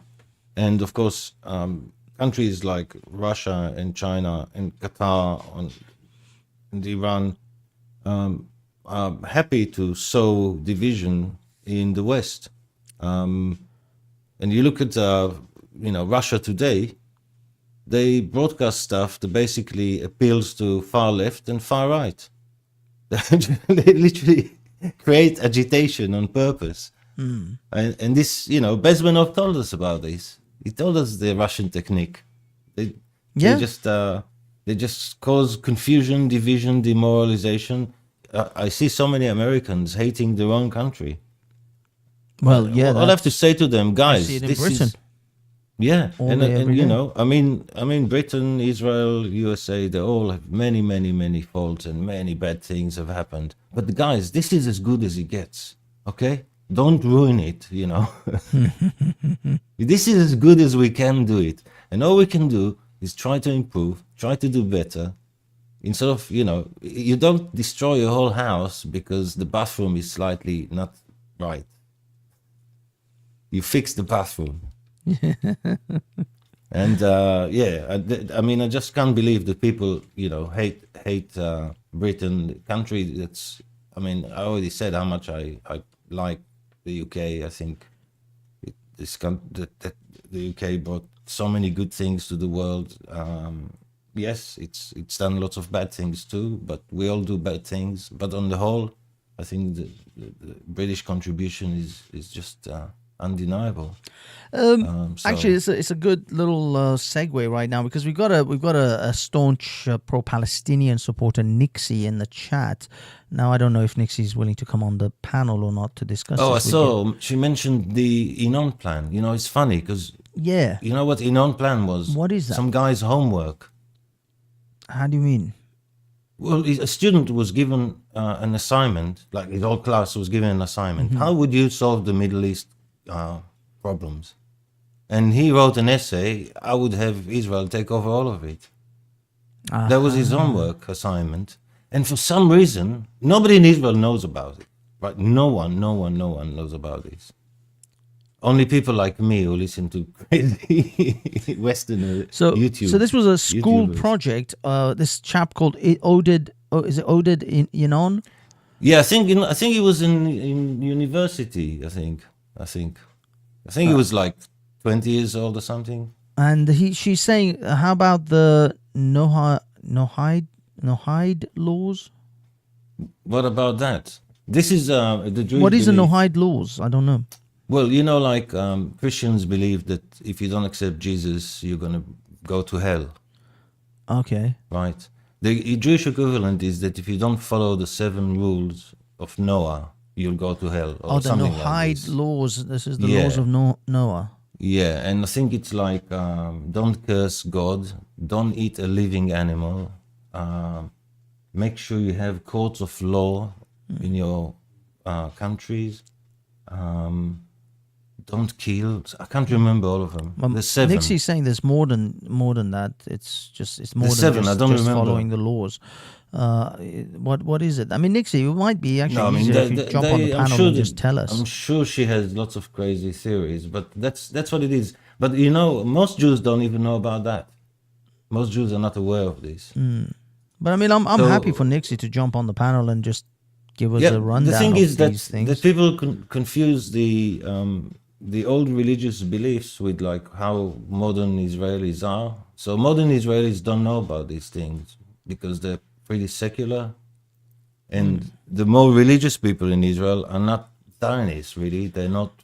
I mean, they I'm don't sure support the Nixie. state. Would you say that you consider the works of the elders of Zion to be a thing of a fact? Yeah, I'm sure. I'm sure she does. Yeah. Okay, I've looked them up. I can tell you what they are. What the work the elders of Zion? No, the 7 laws of Oh, the Noah. Noah's. No, oh, I see. First thing is, it's not even clear exactly what they are, but generally people believe that they are: do not worship idols, do not curse God, do not murder, do not commit adultery, do not steal, do not eat a living animal, and establish courts of justice. That's it. So if you do all these 7, then you are righteous according to the Jews. I think it's pretty Isn't it a bit like the reasonable. 10 Commandments? It's kind of, yeah. Not even the 10 Commandments. They say, you know, if people follow these rules, you know, we believe they're good people. That's basically what this means. It's the same as what Christians believe about if people don't accept Jesus, you know, they're not going to be saved or something. It's the same sort of thing. There's no same as Christians, we're supposed to promote these laws, but as I said, most Jews don't even know about them, so we can't promote them. The only reason I know about them is again through far-right Western YouTubers. Internet. I see. Yeah, I mean, I've in Israel, never you heard wouldn't of know them. about this. I Yeah, didn't know anything about them. Israelis don't know about them. Only people who are like into obscure religious texts, and you know, some people are interested in stuff in history, so they would know. They say, if you say to them, "Do you know about the 7 laws of Noah?" They say, "Oh yes, yes. What is this?" Yeah, and they wouldn't even know what the 7 were exactly. Yeah, Nixie's saying, unfortunately, not tonight. I'm washing my hair. Yes, watching. She's I clearly use talking that about her pubic hair. excuse a lot. But You know, but I'm balding, so I don't know how long I can do it. no, she's not talking about the hair on her head though. It's the other one. She needs to put them into hot curlers to make the sure hair on her palms. the Yeah. curls. Yeah. Oh yeah. Thank you for keeping this PG-13 because I can't. But yeah, the she's Palms, she's, palms. You know. so She's she's not completely available this kid-safe. evening. But it's That's a okay. shame Yeah. because Oh no, it's you know, all this stuff I heard it so many times. It's like they're all like a living cliche of the same nonsense. So now I heard that they said that the Americans invent this technology, then secretly bring it to Israel, and then have Israelis pretend that they've invented it.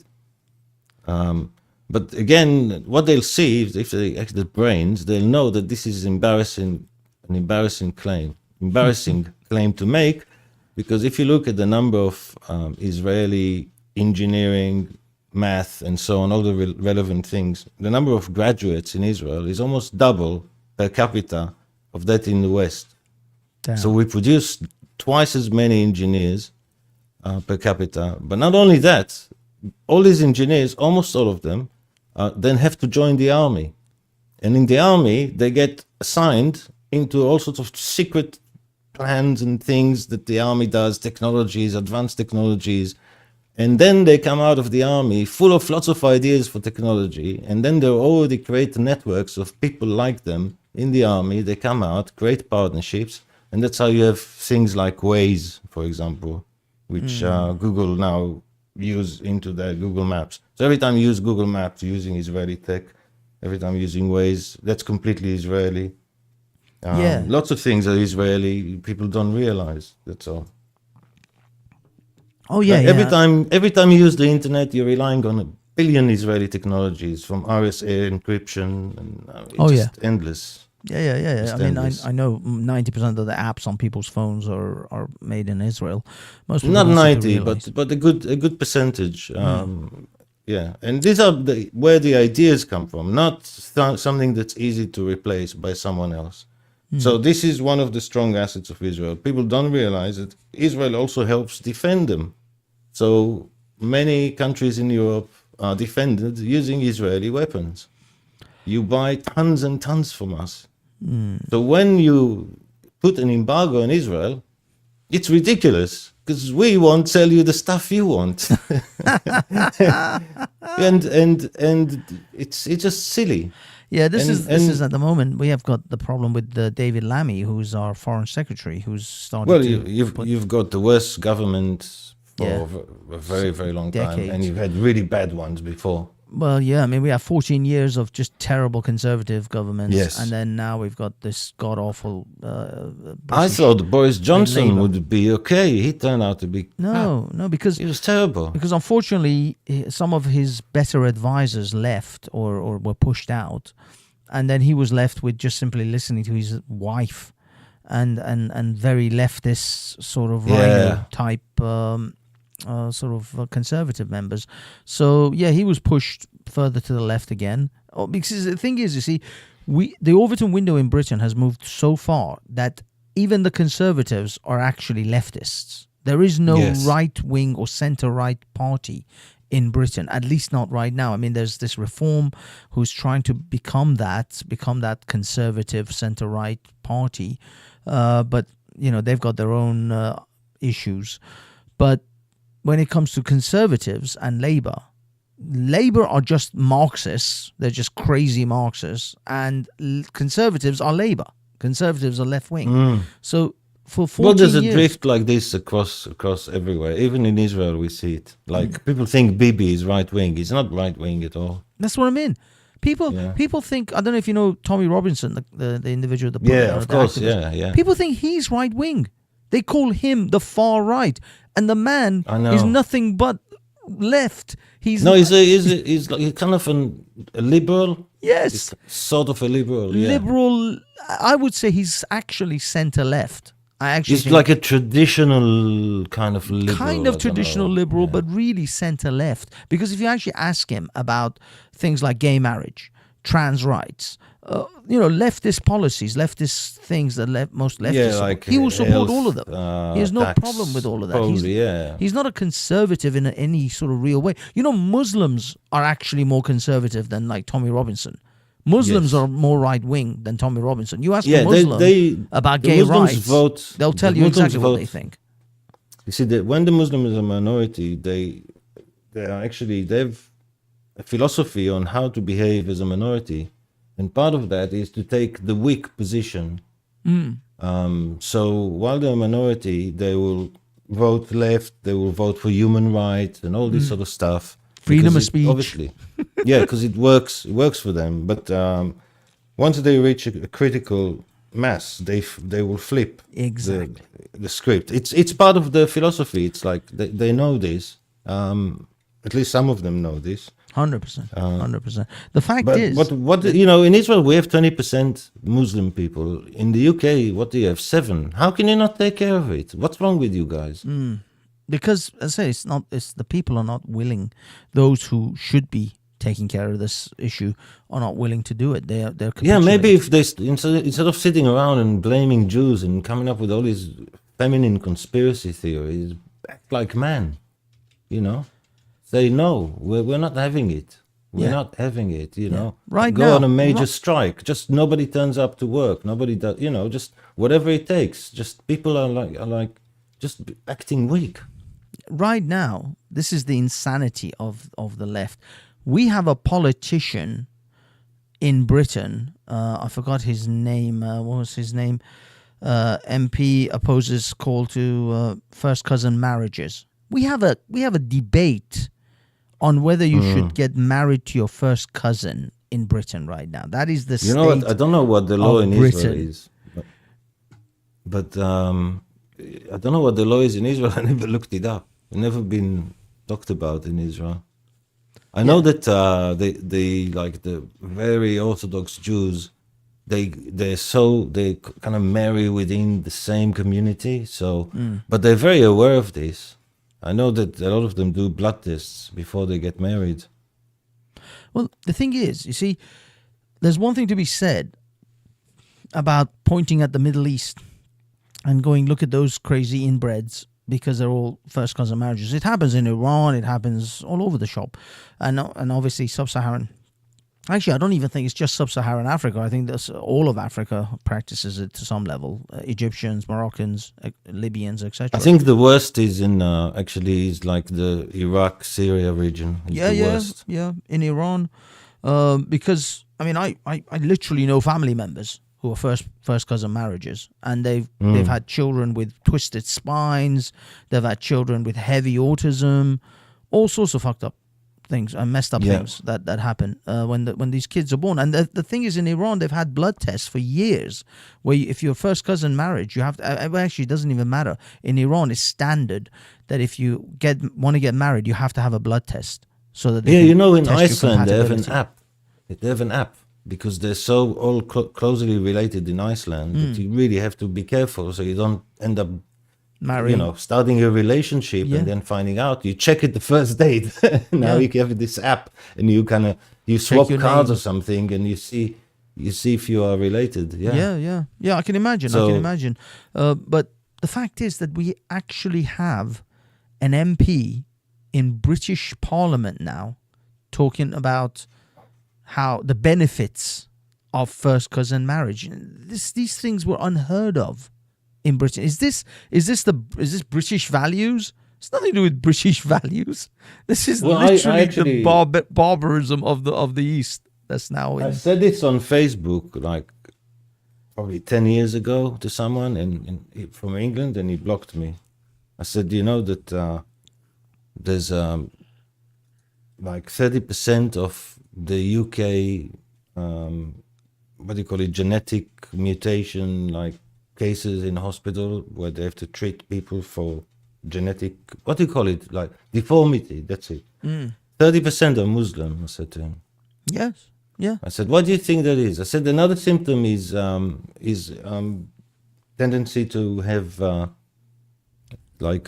all sorts of mental conditions, like bursts of rage and all sorts of, tendency to be a bit crazy. Yeah. Of course. This Nixie is really on fire. It's Nixie, amazing. she loves Go. Israel. She loves Yeah, Mossad. She loves let's pick one. everything. If we are not allowed to worship Jesus, first you can worship anything you like, Nikki. Just go for it. You can worship a rock if you like. Anything you like. You now have official permission from the Zionists. So, and if you want, I'll print you a card and certificate, official and everything. Oh, sorry. Let me transfer this. Yeah, it's literally Mr. Mossad who's telling you this, Nixie. So Yes. it's the Mossad. You can't really get more Exactly. higher level. You than have the Mossad. permission to worship anything you want. So, But just try to be a good person to your neighbors and stuff. But you can worship anything. she you is like. saying discuss Zionism and the synagogue of Satan. Oh Ask yes, the Mossad synagogue of about Satan. this, please. So See, I'll tell you. we never heard of this synagogue of Satan, so we don't know what she's on about. Is it? But Did the Jesus say synagogue this? that I know, I don't know. When we go to synagogue, there's no Satan involved. In fact, Jews don't really believe in Satan, so they it would be don't. weird for us to have a synagogue for something we don't think exists. This is the thing. This is the weird thing that It'd be like the synagogue of Zeus, because we go- Satan yeah, was so we actually don't- a Christian innovation. It came out of It's Christianity. mentioned in the Jewish Bible, but there's no concept like this. It's Heaven mentioned and as hell like and the horns. no, and that's no. what I mean. So That's a we Christian innovation.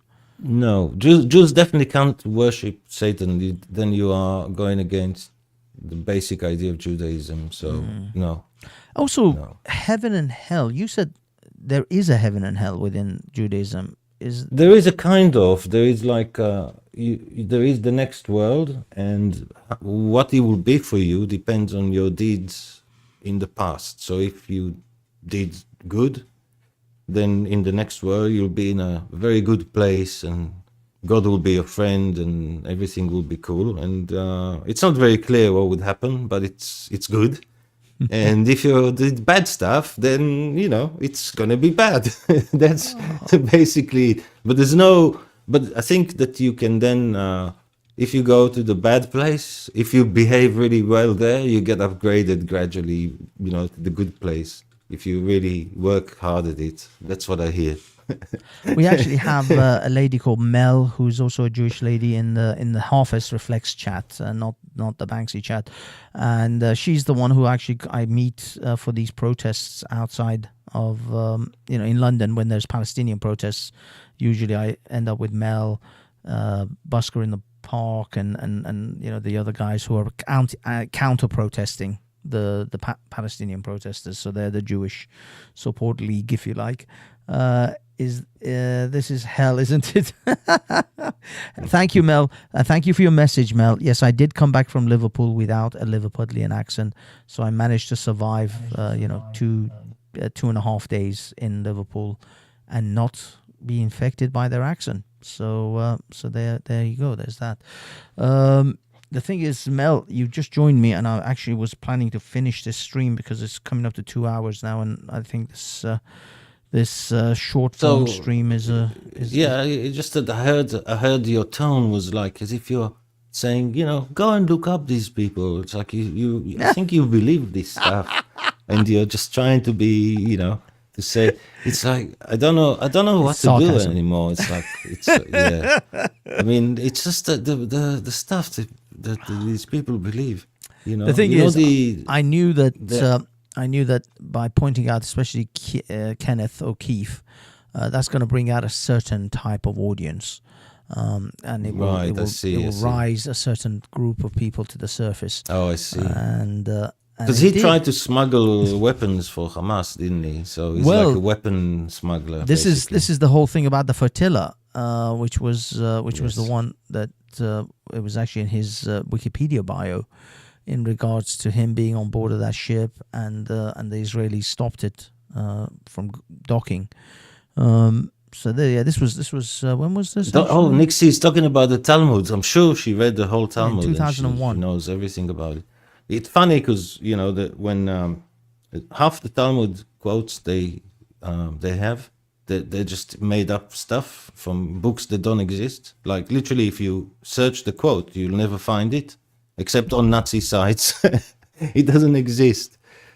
And it's just so funny. They really believe it. We don't follow the Talmud, Nixie. We don't follow the Talmud. We're like semi-secular people. We just follow tradition. We don't follow the Talmud. Israelis don't know what's in it. We don't read it. We may know a few quotes from it. If it ain't going to stop me, you muppet. So why was it? What under your sock? What? If you think Muhammad is a PDF, which is a PDF file, if you know how that goes, Jimmy Savile. Yes. What the Talmud promotes is far worse. The Talmud is an argument between rabbis, and we don't follow the Talmud because you can't follow it because it gives contradictory opinions. So, for example, they'd be like, "What do you do if you find something in the street? Okay, is it yours? Should you look, try to find who owns it?" Or so they start arguing, and then you've got four opinions, like what you should do exactly, and then you say, "Oh, I follow the Talmud." You can't follow the Talmud. Right? Because one says, oh, you should keep it. One says, no, you should never keep it. It's never your property. One says, well, if you try genuinely to give it back and nobody comes for it, then it's yours. etc. They just argue about it, right? So how are you going to follow it? It's just stupid. You can't follow the Talmud. You can read it and look at how you can make arguments for different positions. It's interesting, I suppose, if you're into that kind of thing. But that's it. Israelis don't follow the Talmud. What we do follow is like picked quotes from the Talmud, like the one that the Muslims steal from us. The killing one person is like killing, the whole world. Yes, world. Yeah, that's from the Talmud. So we pick few things about like I don't really know. I'm not, I don't know. It's also part of Western tradition. Like the Talmud is kind of mixed into the Christian, and the Christian mixed into the Jewish tradition. Like it's very hard. I think. Let me just make a quick announcement to everyone who's watching. I know some of you are watching on HAFEZ Reflects, the others are watching on Banksy Style Live. I apologize, we're addressing certain chats, but you may or may not see them because they're in the other channel. I'm kind of multi-streaming. Nixie just repeating itself. Synagogue of Satan again. Nixie's a special kind of lady. Don't know what Synagogue of Satan is. I'm talking about the short bus kind of special. The kind of special set needs. The lies flow from my tongue. Is Nixie Arab? Sad the lies flow. She speaks Arabic in English words. No, she's as far as I know, she's not Muslim. Flow from your tongue. What is this? She's very. Are we in a play, Nixie? Very close. She's gone all Shakespearean on you. Nixie, everything I say is factual. Everything. You can't debunk me, so you're not very upset and typing really fast. Poor Yorick, I knew him well. Go wash your hair. Go wash the hair on your hands, on your elbows. But the thing is, she says she can't come on the chat tonight. Well, I mean, if she can't, she's like her elbows are still wet. There's a lot of hair. Look. All I'm saying is that Gillette, the best Nixie can get. The best the Nixie can get. Yeah. Oh, I'm sorry, Nixie. You know I love you. I lie so much. She's saying as your country does. But everything I said is factual. You can go and check everything. It's so annoying. What's the name of the Apple head of CPU development? Johnny Sruji. Look him up. Oh, is he? He's a Christian, by the way. Christian Israeli. Okay. Yeah. But most of them are Jews, I'm afraid. Most of them are Jews, sadly. They are, yes. That is a fact. I mean, the funny thing is she's probably typing on a computer or a phone that has been developed or has a Jewish There's no way to use the internet without relying on Israeli tech. You can't use it. Fashion, exactly. Yeah. She's relying on Israeli tech right now. I mean, the encryption used in the HTTPS protocol, which she's using right now. I don't know if they still use RSA I don't know anymore. Well, you see, she says she's looked it up and she knows the truth. So she knows the truth. Ooh. There's nothing we can do. So where is Moon Lake designed, Nixie? If you looked it up, tell me, why is Moon Lake designed? That's what you do. Moon Lake? Well, you can't steal Moon Lake. It's the latest Intel CPU. You can't steal an original patent from anyone because they would already have it. You idiot. Because you stole. You can't steal a patent. From all races. Well, we build on from giants of history. From Nixie, are you going to be in the Palestinian protest tomorrow? That's one. I'm sure there's one taking place tomorrow at some point. It's not hype, Nixie. It's just a fact. You can come to Israel and see all these clever guys turning up at Intel in Haifa. This is the weird situation that we find ourselves, is that the Jews are simultaneously running everything and controlling the world, and yet at the same time they can't invent anything and they're stupid. It's kind of like nobody realizes that's kind of a contradiction. Yes, you can't be it's stupid amazing. and run everything at the same time. While being taken over by who, whilst not being able to invent anything, but you steal everything from everyone else. But what you don't realize is, if you want to take over people, you have to be the first to do something that no one else has done. That's how you get ahead. If you're just copying other people, you have to wait for other people to invent the thing that you can copy. So you're always a step behind. So yes, exactly. so the You Jews can't that's what the take over Chinese anything do. if they're constantly waiting for the white man or whoever, whatever other race there is. Look, to whenever I invent the turn thing. up, there's lots of questions for me. I'm not saying they haven't invented everything. Not everything, but every time you type anything on the internet, you are relying on Israeli tech, and almost all CPUs on Earth are Israeli developments, which are the brains of the computers you use and the phones. That's just in the field of like technology, but we're talking Jews have had a significant impact in the fields of physics, medicine. There's just so many different fields. I mean, if you look at the number of Nobel Math. Prize winners, But you Jews know, are when I talked to overwhelmingly, AA, you know, when I talked to the academic agent, he claimed that the Nobel Prizes are rigged. They said our chess games rigged because Jews win half of the chess games. Half the world champions are Jews. How can you have the chess games rigged? And that really annoyed him. And I said, also there's a math competition where they put a riddle, and if you can solve it, you get the prize.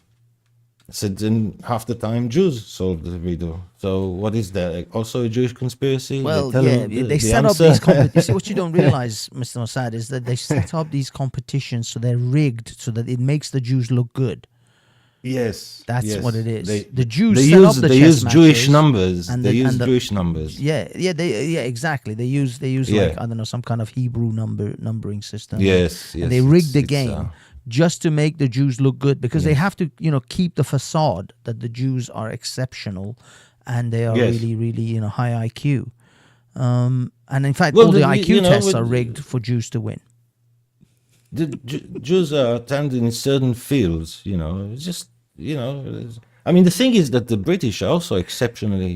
If you look at all these things, you see lots of British Yes, names, yes. like completely disproportionate. If you think the compared to British- how many Chinese there are, there's so few British people, Hmm. and they invented like Yes. half of everything. The TV, the jet So- engine, the Industrial Revolution just- was arguably a mean, British Yeah. sort of, Newton, movement. Maxwell, Darwin. Yes. I mean, it's just endless. Yes, It's- the British were at the forefront of a lot of this. Unfortunately, Britain has lost a lot of that ability. Are we saying it's a conspiracy? No, it's just talented people. What you don't realize is that the Jews made the British. They gave these things to the British so that the British look good, Right. so that then later on they can obfuscate and take over their empire. Yes. Who's the clown on panel? For fuck's sake. I mean, who funded Nelson for the Battle of Trafalgar? It was the Rothschilds. John, I'm Nick Ferrari's nightmare. Not Nick Ferrari, Nick Fuentes. Nick Ferrari is like Nick Ferrari is like you listen to on- Nick Ferrari. I used to listen to him occasionally on the YouTube. thing, but then he stopped or something. Does he still go? Is he still No, going? he's still on. I'm sure he's still on. Oh, okay, LBC. I didn't know. But I used don't to, really 'cause- listen to LBC anymore. It's become a leftist sort of hellhole. With Yeah, I know. You see, I keep checking stuff like this because I know about what's his name. O'Brien. Yeah, O'Brien, Yeah, because he's he's a like super known as a Israel hater and British hater. Really hates British things. I mean, James O'Brien is just horrific, and he apparently behind the scenes, him and Sheila Fogarty have basically taken over LBC in the sense that no one who really disagrees with them stays at the LBC very long. They'll essentially burn any. I found them goodwill once. Yeah. I found them years ago. I found them. Oh yeah, no, I mean I haven't phoned James, but I phoned Katie Hopkins when she was on there. I spoke to her on LBC. She loves Israel. She's been to Israel. Oh yeah. She said that England has a lot to learn about it. From The funny thing Israel, is, at she that said. time, I was very much of a leftist, and I didn't really agree with Katie Hopkins, a lot of the stuff she said, and I was very staunch anti-Katie Hopkins. But Oh look, the King of David Hotel. Look, they always come up with the same crap. King David Hotel. Conversation. Tell me, a third of the people that died there were English, British. A third were Jews in the King David Hotel. So I think like 30 British people died or 20 something. How many people have Germans, civilians? These were British military. How many British civilians has Germany killed? Are you going around talking to Germans about all the people, the British people they killed This is for just no become reason? They just bombed them. Do you go to German people and say that to them? this has just become Who a is the Q&A victim? You are the session. victim. You're the victim, John. I'm just saying, are you going to German people and saying, oh, you killed 50,000 British civilians who were just, asleep in their bed and you just killed them? But no, you don't. But that King David Hotel was killed as many Israelis as he killed British people. So I'm unhappy about it, just as you are. This has So I don't become know a, what you're just a on about. QA session between Mr. Mossad and the This chat. is what happens every time because people are obsessed with Jews. They've got Oh my they've god. got it's called JOCD. It's like OCD, like normal OCD. Like people have to wash their hands all the time. It's like Trump derangement syndrome, except it's Jew derangement. It's a bit like Trump. It's a bit like Trump. JDS. Yeah, JDS. I call it JOCD because it just makes me laugh.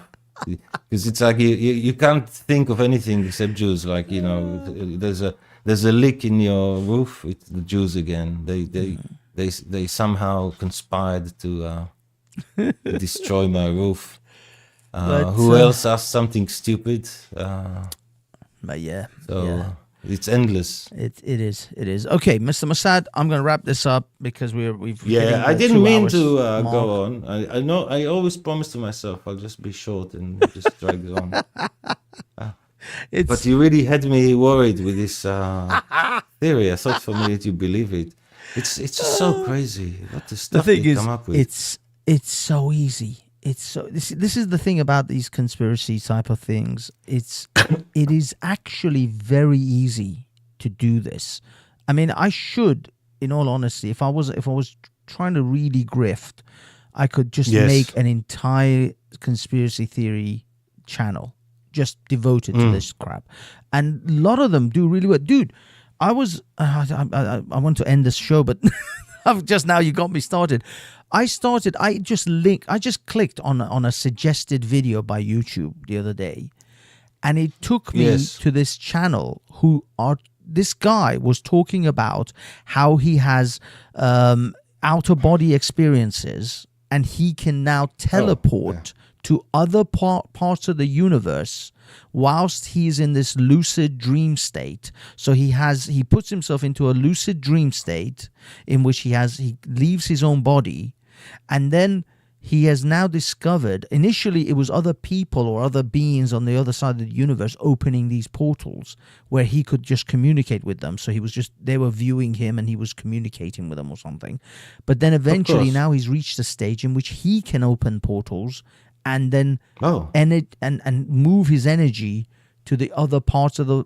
he was talking about this crap for like an hour and a half, and I'll be honest with you, I couldn't stop listening. It's like a train wreck of so many things that are wrong in science, but it was just... I just kept listening. I mean, Tucker Carlson says that demons visited him one night. Tucker Carlson, so he's in the same boat as Jordan M, who was getting punched up by a djinn. Who thought he was getting black eyes from a djinn. And I think maybe it was because he was drinking too much gin, but no. I don't know what Tucker Carlson was drinking, but he saw that. What else is she saying? Oh, they're complaining about laws against anti-Semitism. I don't know what laws you have in the UK. I think you have hate speech. I think you mostly are not allowed to talk about Muslims, but you can whine about Jews all day. Because whenever I go on YouTube, people are whining about Jews, not about Muslims. Very little. Seems they're afraid to talk about Muslims and pretend to be afraid to talk about Jews, but talk about them all day. Literally, I think half of Twitter is about Jews. Yeah, this is the thing. This is the weird thing. They're like... I was actually listening. I was on a X Spaces. You know, there's X Spaces. They're just like voice live streams, if you like, but they're on X. They're on Twitter, and I was on one of these and I was listening to these guys talking about, first of all, they spent almost an hour talking about Jews and how they run the world and and then at the end of it, one of them goes, they say the way to find out who rules you is to find out who you can't talk about. It's like a Voltaire quote. But Yeah, well, you can't talk about to Muhammad. Aristotle. But what I mean is like you just spent an hour talking about Jews, and now you're saying the Yes. people you can't talk about are the Jews. So who the hell were you talking about then? I mean, it's obvious that they're just, I looked up, there's a guy who really hates Israel, and Ralph fell for his shtick. And I told Ralph, he's an idiot, he's a liar, he's an idiot. And I looked him up just the other day because someone mentioned him. And for the last year, every week, he's been doing an interview claiming that the IDF is about to completely collapse. Israel is about to be destroyed for 1 year. And of course, 2 days before Assad fell, he claimed that this was all a plan, that Assad is fooling the rebels and just hiring them. Bloody hell.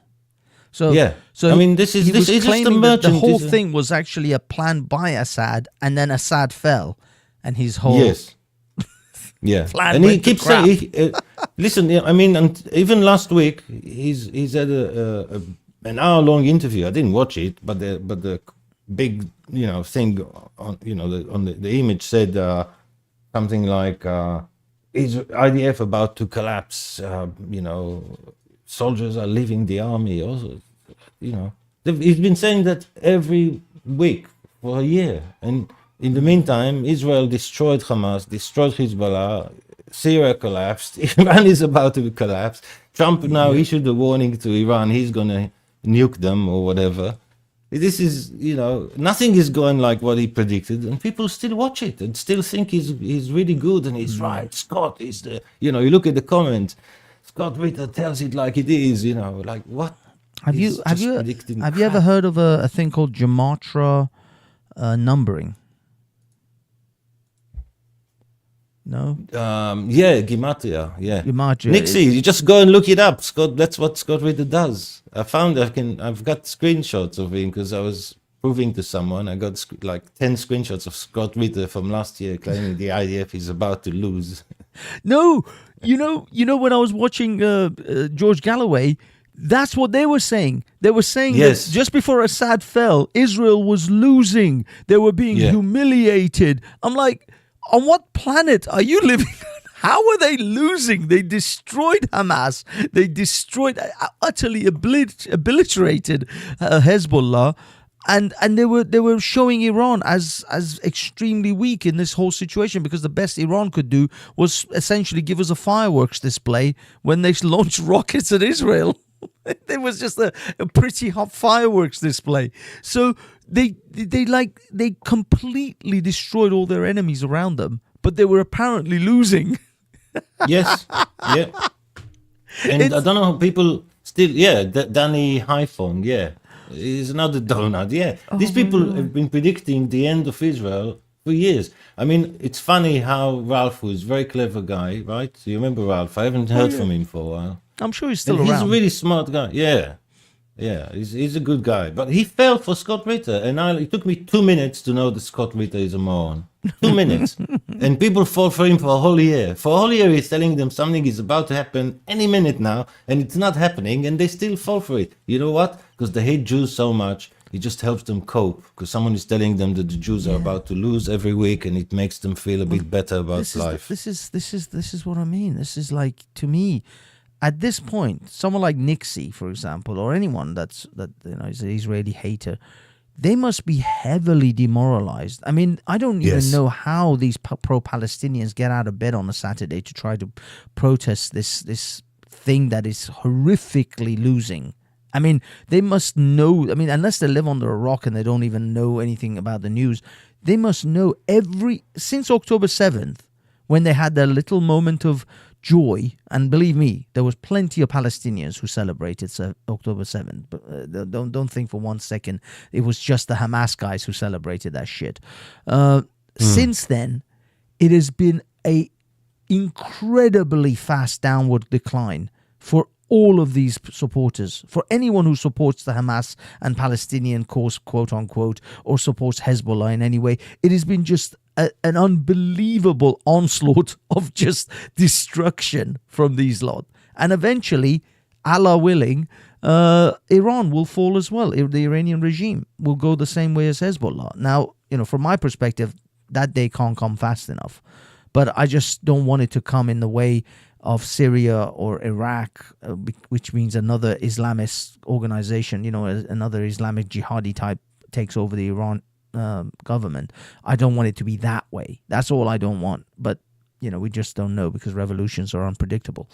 But I just want the Iranian regime gone. And right now, this is the best chance that the people of Iran have had in 45 years. This is it. This is the moment where I'm hoping that, given the situation in Syria, Hezbollah gone, Hamas crushed, that's it. Let's just get something done. And I think Israel wants that as well. I'm sure Israel is working behind the scenes for that, because I've heard that Israel is pushing for that now. That is the next thing they're gonna push for. Either foment or arm certain rebel groups within Iran in order to, mostly Kurds, I would imagine, in order to start, things happening over there. Unfortunately, I'm just worried about what comes after, because it's never good. I'm worried. Syria is a basket case, but Iran could actually be a pretty good place if this government falls. Potentially, yes. Well, Syria, I don't think.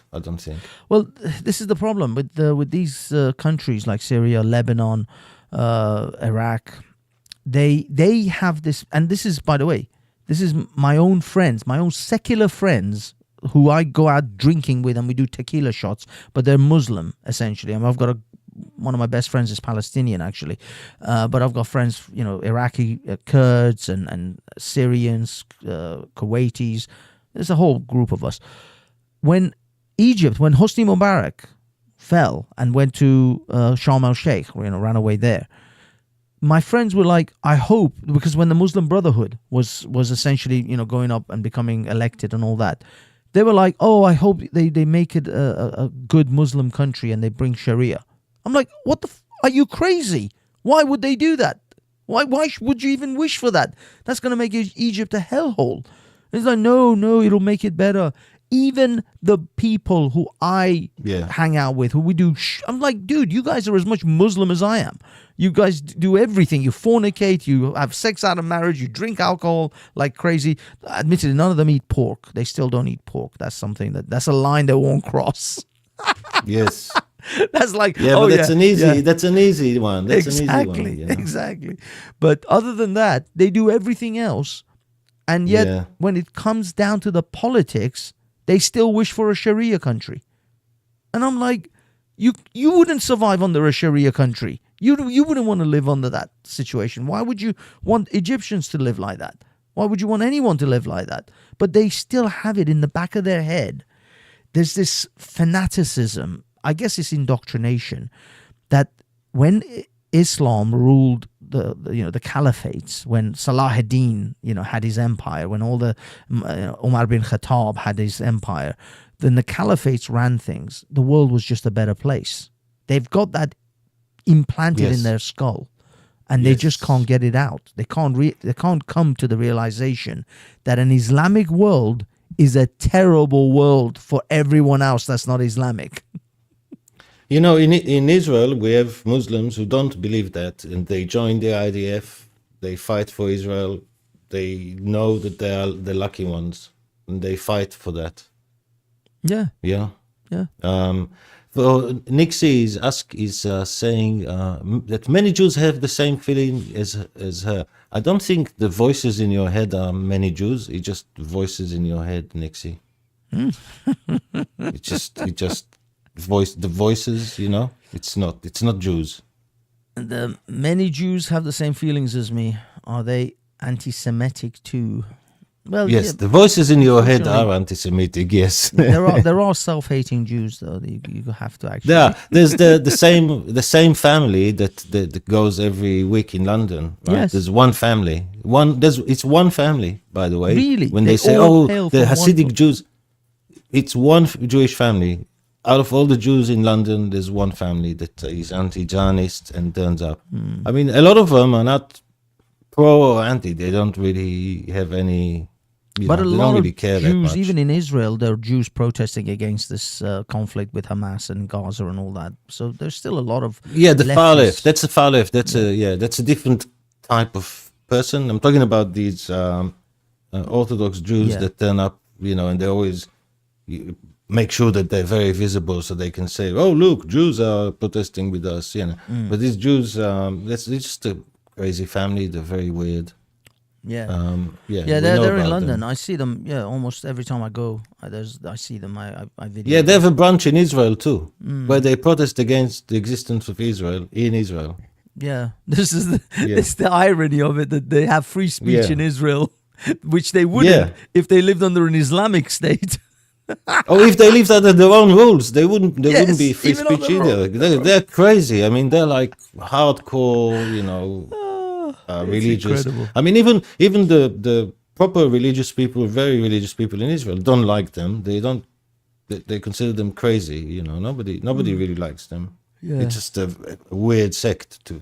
It's a bit like what. There's an American equivalent. What's it called? Westboro or something. Oh, Westboro Baptist Church. Yeah. Yeah, it's a bit like this. They They're go just to nuts. they protest like veterans' funerals. And Yeah, shit like that. yeah, they hate It's just American insane. soldiers. They're just Admittedly, horrible. in recent years, from what I understand, because the father, the head of that church, died, I think, and ever since his death, it's kind of fallen apart a bit. They're not really as active as they used to be. The family members started to to leave the whole thing. There's a lot of I know for a fact there's at least 2 of the girls who completely came out of it and now Yes. and went on to shows and started talking about how occultish. Also, they you are. notice how the Western media loves to show these crazy Christians. Oh, look how crazy Christians are. Like, this is pretty norm in Muslim world. Why aren't you showing that? So they're trying to make Christians look like they're crazy. Okay, there's crazy Christians, there's crazy Jews, there's crazy everything. But these are just very small sect. Pockets, yeah. They don't, they're trying to make religion, the Christianity appear as a negative thing, and it's so obvious. Yeah. Whilst, we have the whilst same at the thing, same time, entire countries, Muslim countries, are like that. not just the Yeah, few exactly. families, whole Yeah, freaking exactly. country. Yeah, and they don't say anything about this. Yeah, the thing is, They it's just, it's a little bit of a soft bigotry of low expectations, because you see, Yeah, this is actually white supremacy, and It this is. is how we see it as and most people don't want to pretend that this isn't true, but white supremacy is looking at someone else and seeing them as a lesser person than you. yes. So they can't behave as nice as we do Exactly. because they're They're brown. the little so they savage can't, people you know, over they're there. Not, yeah, exactly.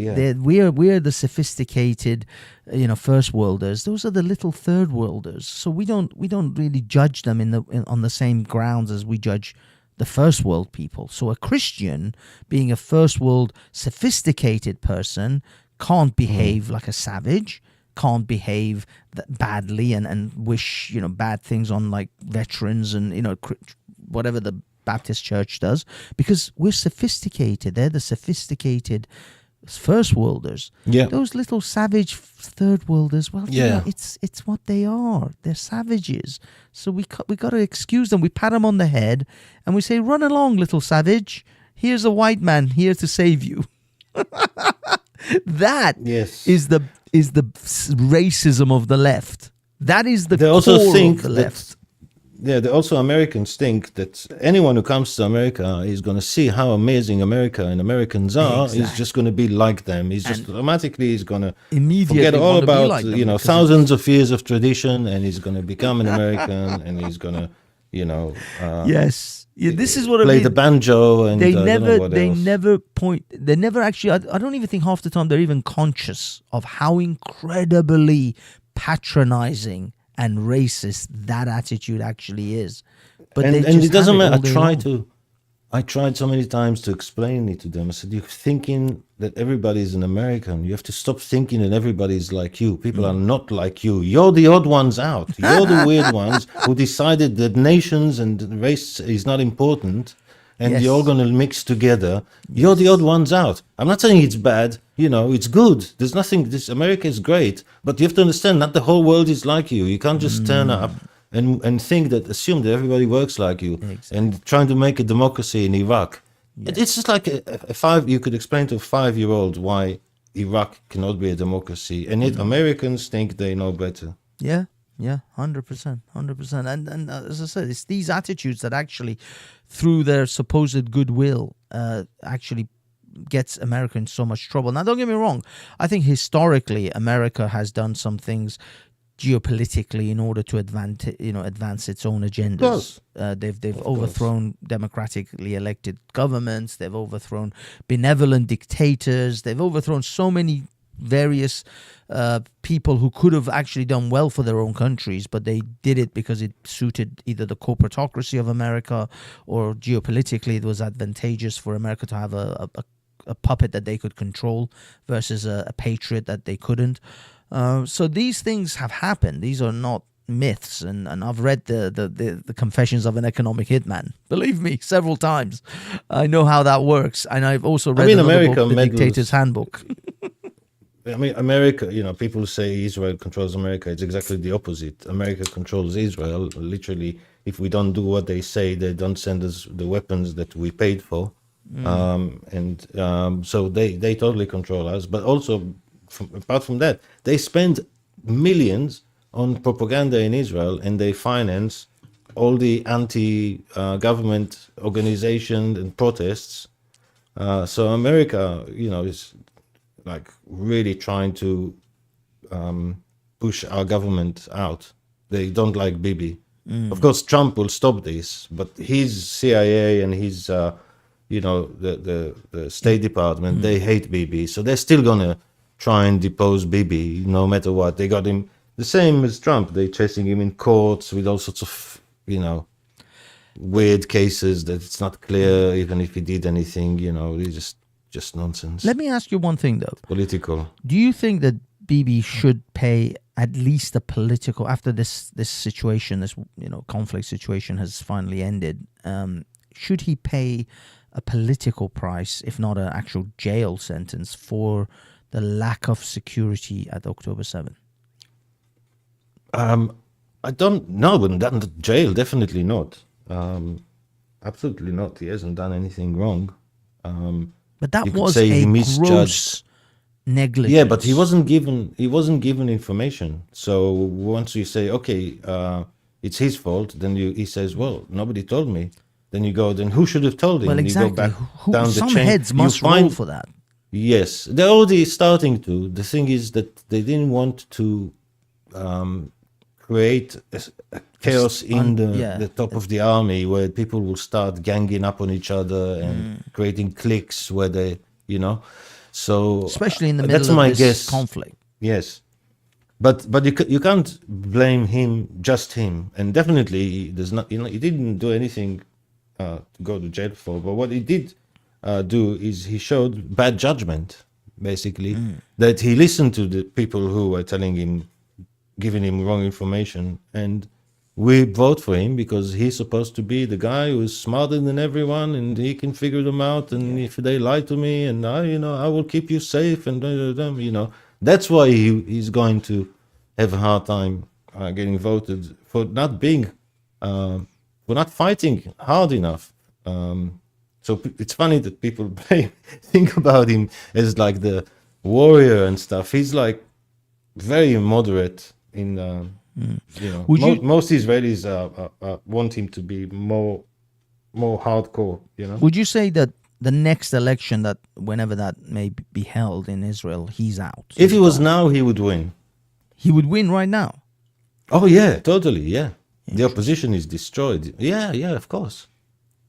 I mean, the way he's painted in the media in the West is completely wrong, and it's just manipulated crap. And I'm surprised that the same people who know that the BBC is lying to them about the wrong country believe it when they talk about Israel.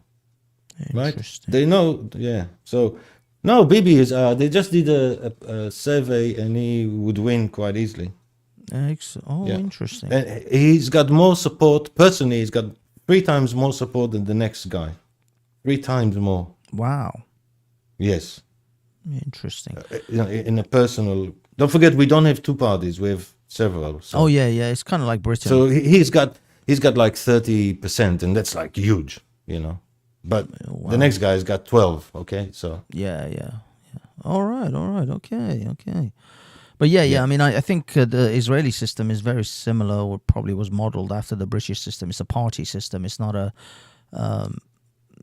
it's more like Britain, where you have. It's a mix of British and French and all sorts. There's a lot of copying of. But the there's a British lot of, system, but it hasn't become a 2-party system like America, No. where it's become that polarized with just 2 parties having any chance. It's actually a much more mixed situation with like Britain and a lot of European countries, where we have lots of other parties. There are 2 main parties, but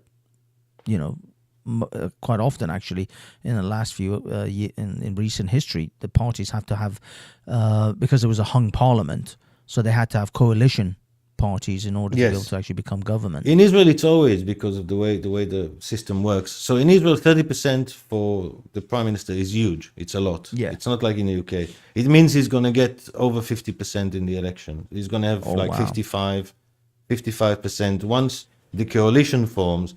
Because our 2 parties actually split into many parties, but once the election is over, they all come back to the 2 blocks, the left bloc and the right bloc. I see. His right bloc is going to win 55-60% of the vote.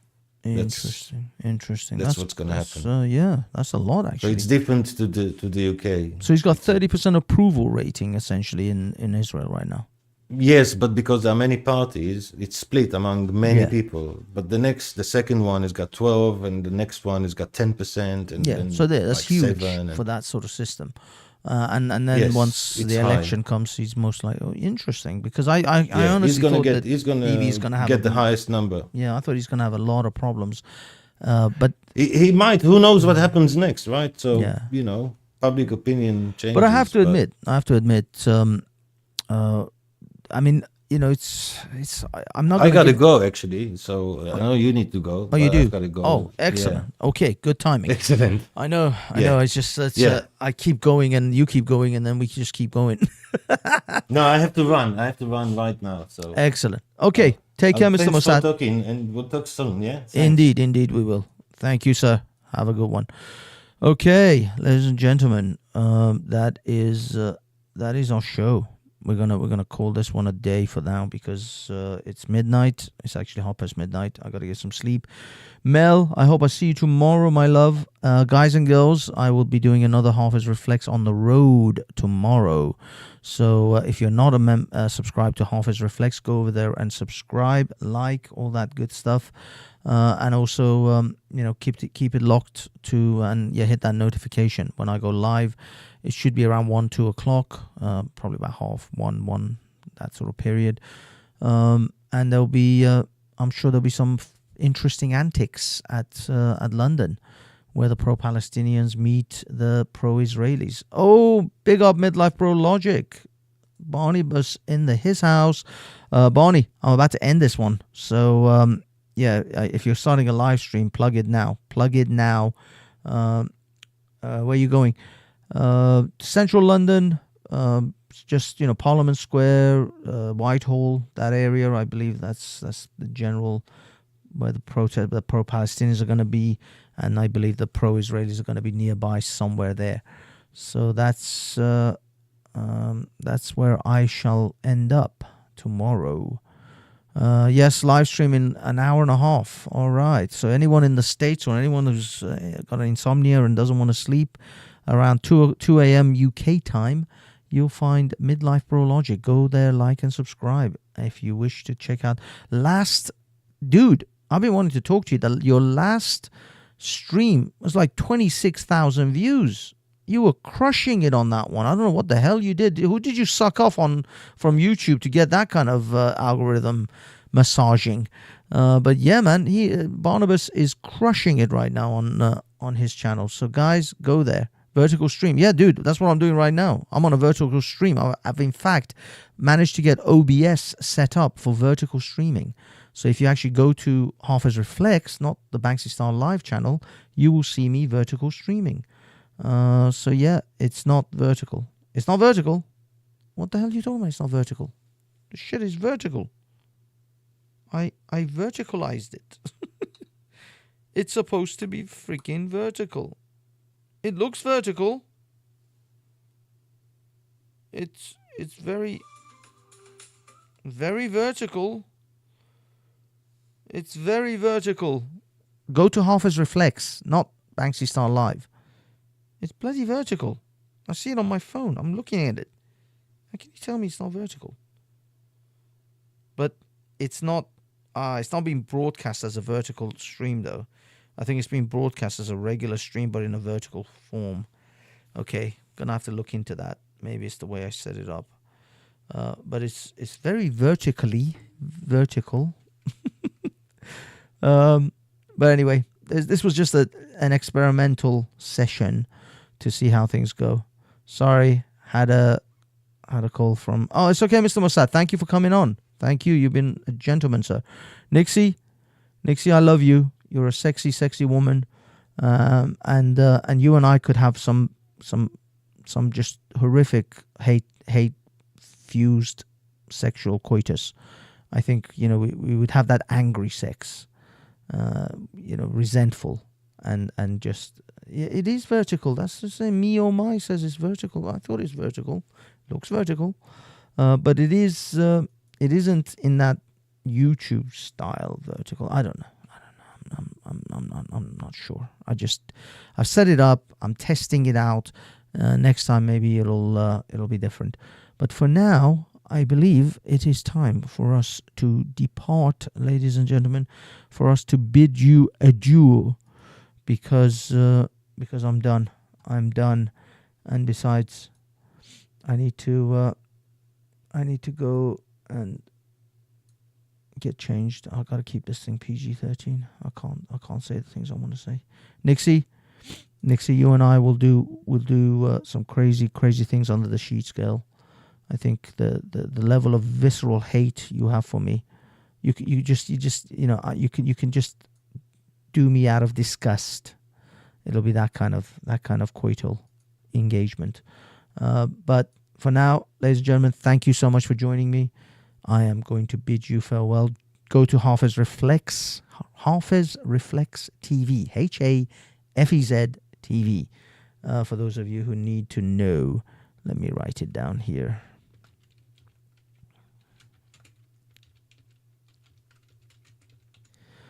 Type that in your Google and like and subscribe. Those of you who are already on HAFEZ Reflex, like me or my, thank you so much for joining me, and Mel, and many others. Holy Spirit, Suzul, love you. Hassan Yalmaz, I don't know if you guys are still there. MK, what happened? Taiki, I think that's a new person. Tan Dark Style, interesting. I'm not sure if that's someone new or old. Fun with Dirts, you did me dirty today, man, but I love you. Thank you, everyone. Thank you, everyone in the chat. Mr. Mossad, of course. Lewis. Nixie for being just awesome in the chat. Diana. Mel again. Love you, Mel. James May. Diana. Paul. Who else am I missing? Did I miss anyone? I'm sure I missed a bunch. I'm sorry if I missed your name. CCD, of course, my man, the myth, the legend, CCD. Everyone else, John R. I guess that's it. I think I caught most of the people. There's probably a bunch that I haven't. I'm sorry if I missed your name, because Nixie just typed so much that now I can't even scroll back to see anyone at the top. Nixie crushed it in the chat tonight. She had a lot to say. Well, thank you, ladies and gentlemen. Have yourselves a wonderful evening and a great weekend. Ciao.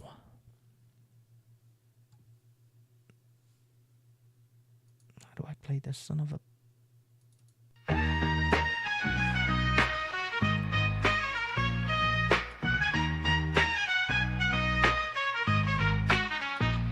HAFEZ walks in twilight. Lonely streets so bright, echoes of the city. Life is never pretty. Newspapers and full tales, underneath the moon's pale. Shadows whisper softly, chaotic but lofty. Hard-hitting news, breaking views. Truth in the night, hidden in plain sight. Hustle of the corners, voices getting bolder. Dreams and tears collide, stories cannot hide. In the depth of silence, human heart defiance.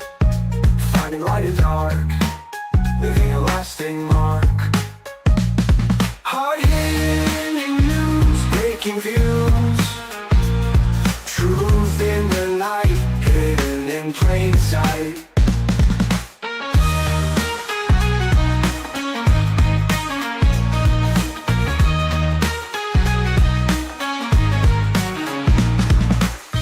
Newspapers unfold tales, underneath the moon's pale. Shadows whisper softly, chaotic but lofty. Hard-hitting news, breaking views.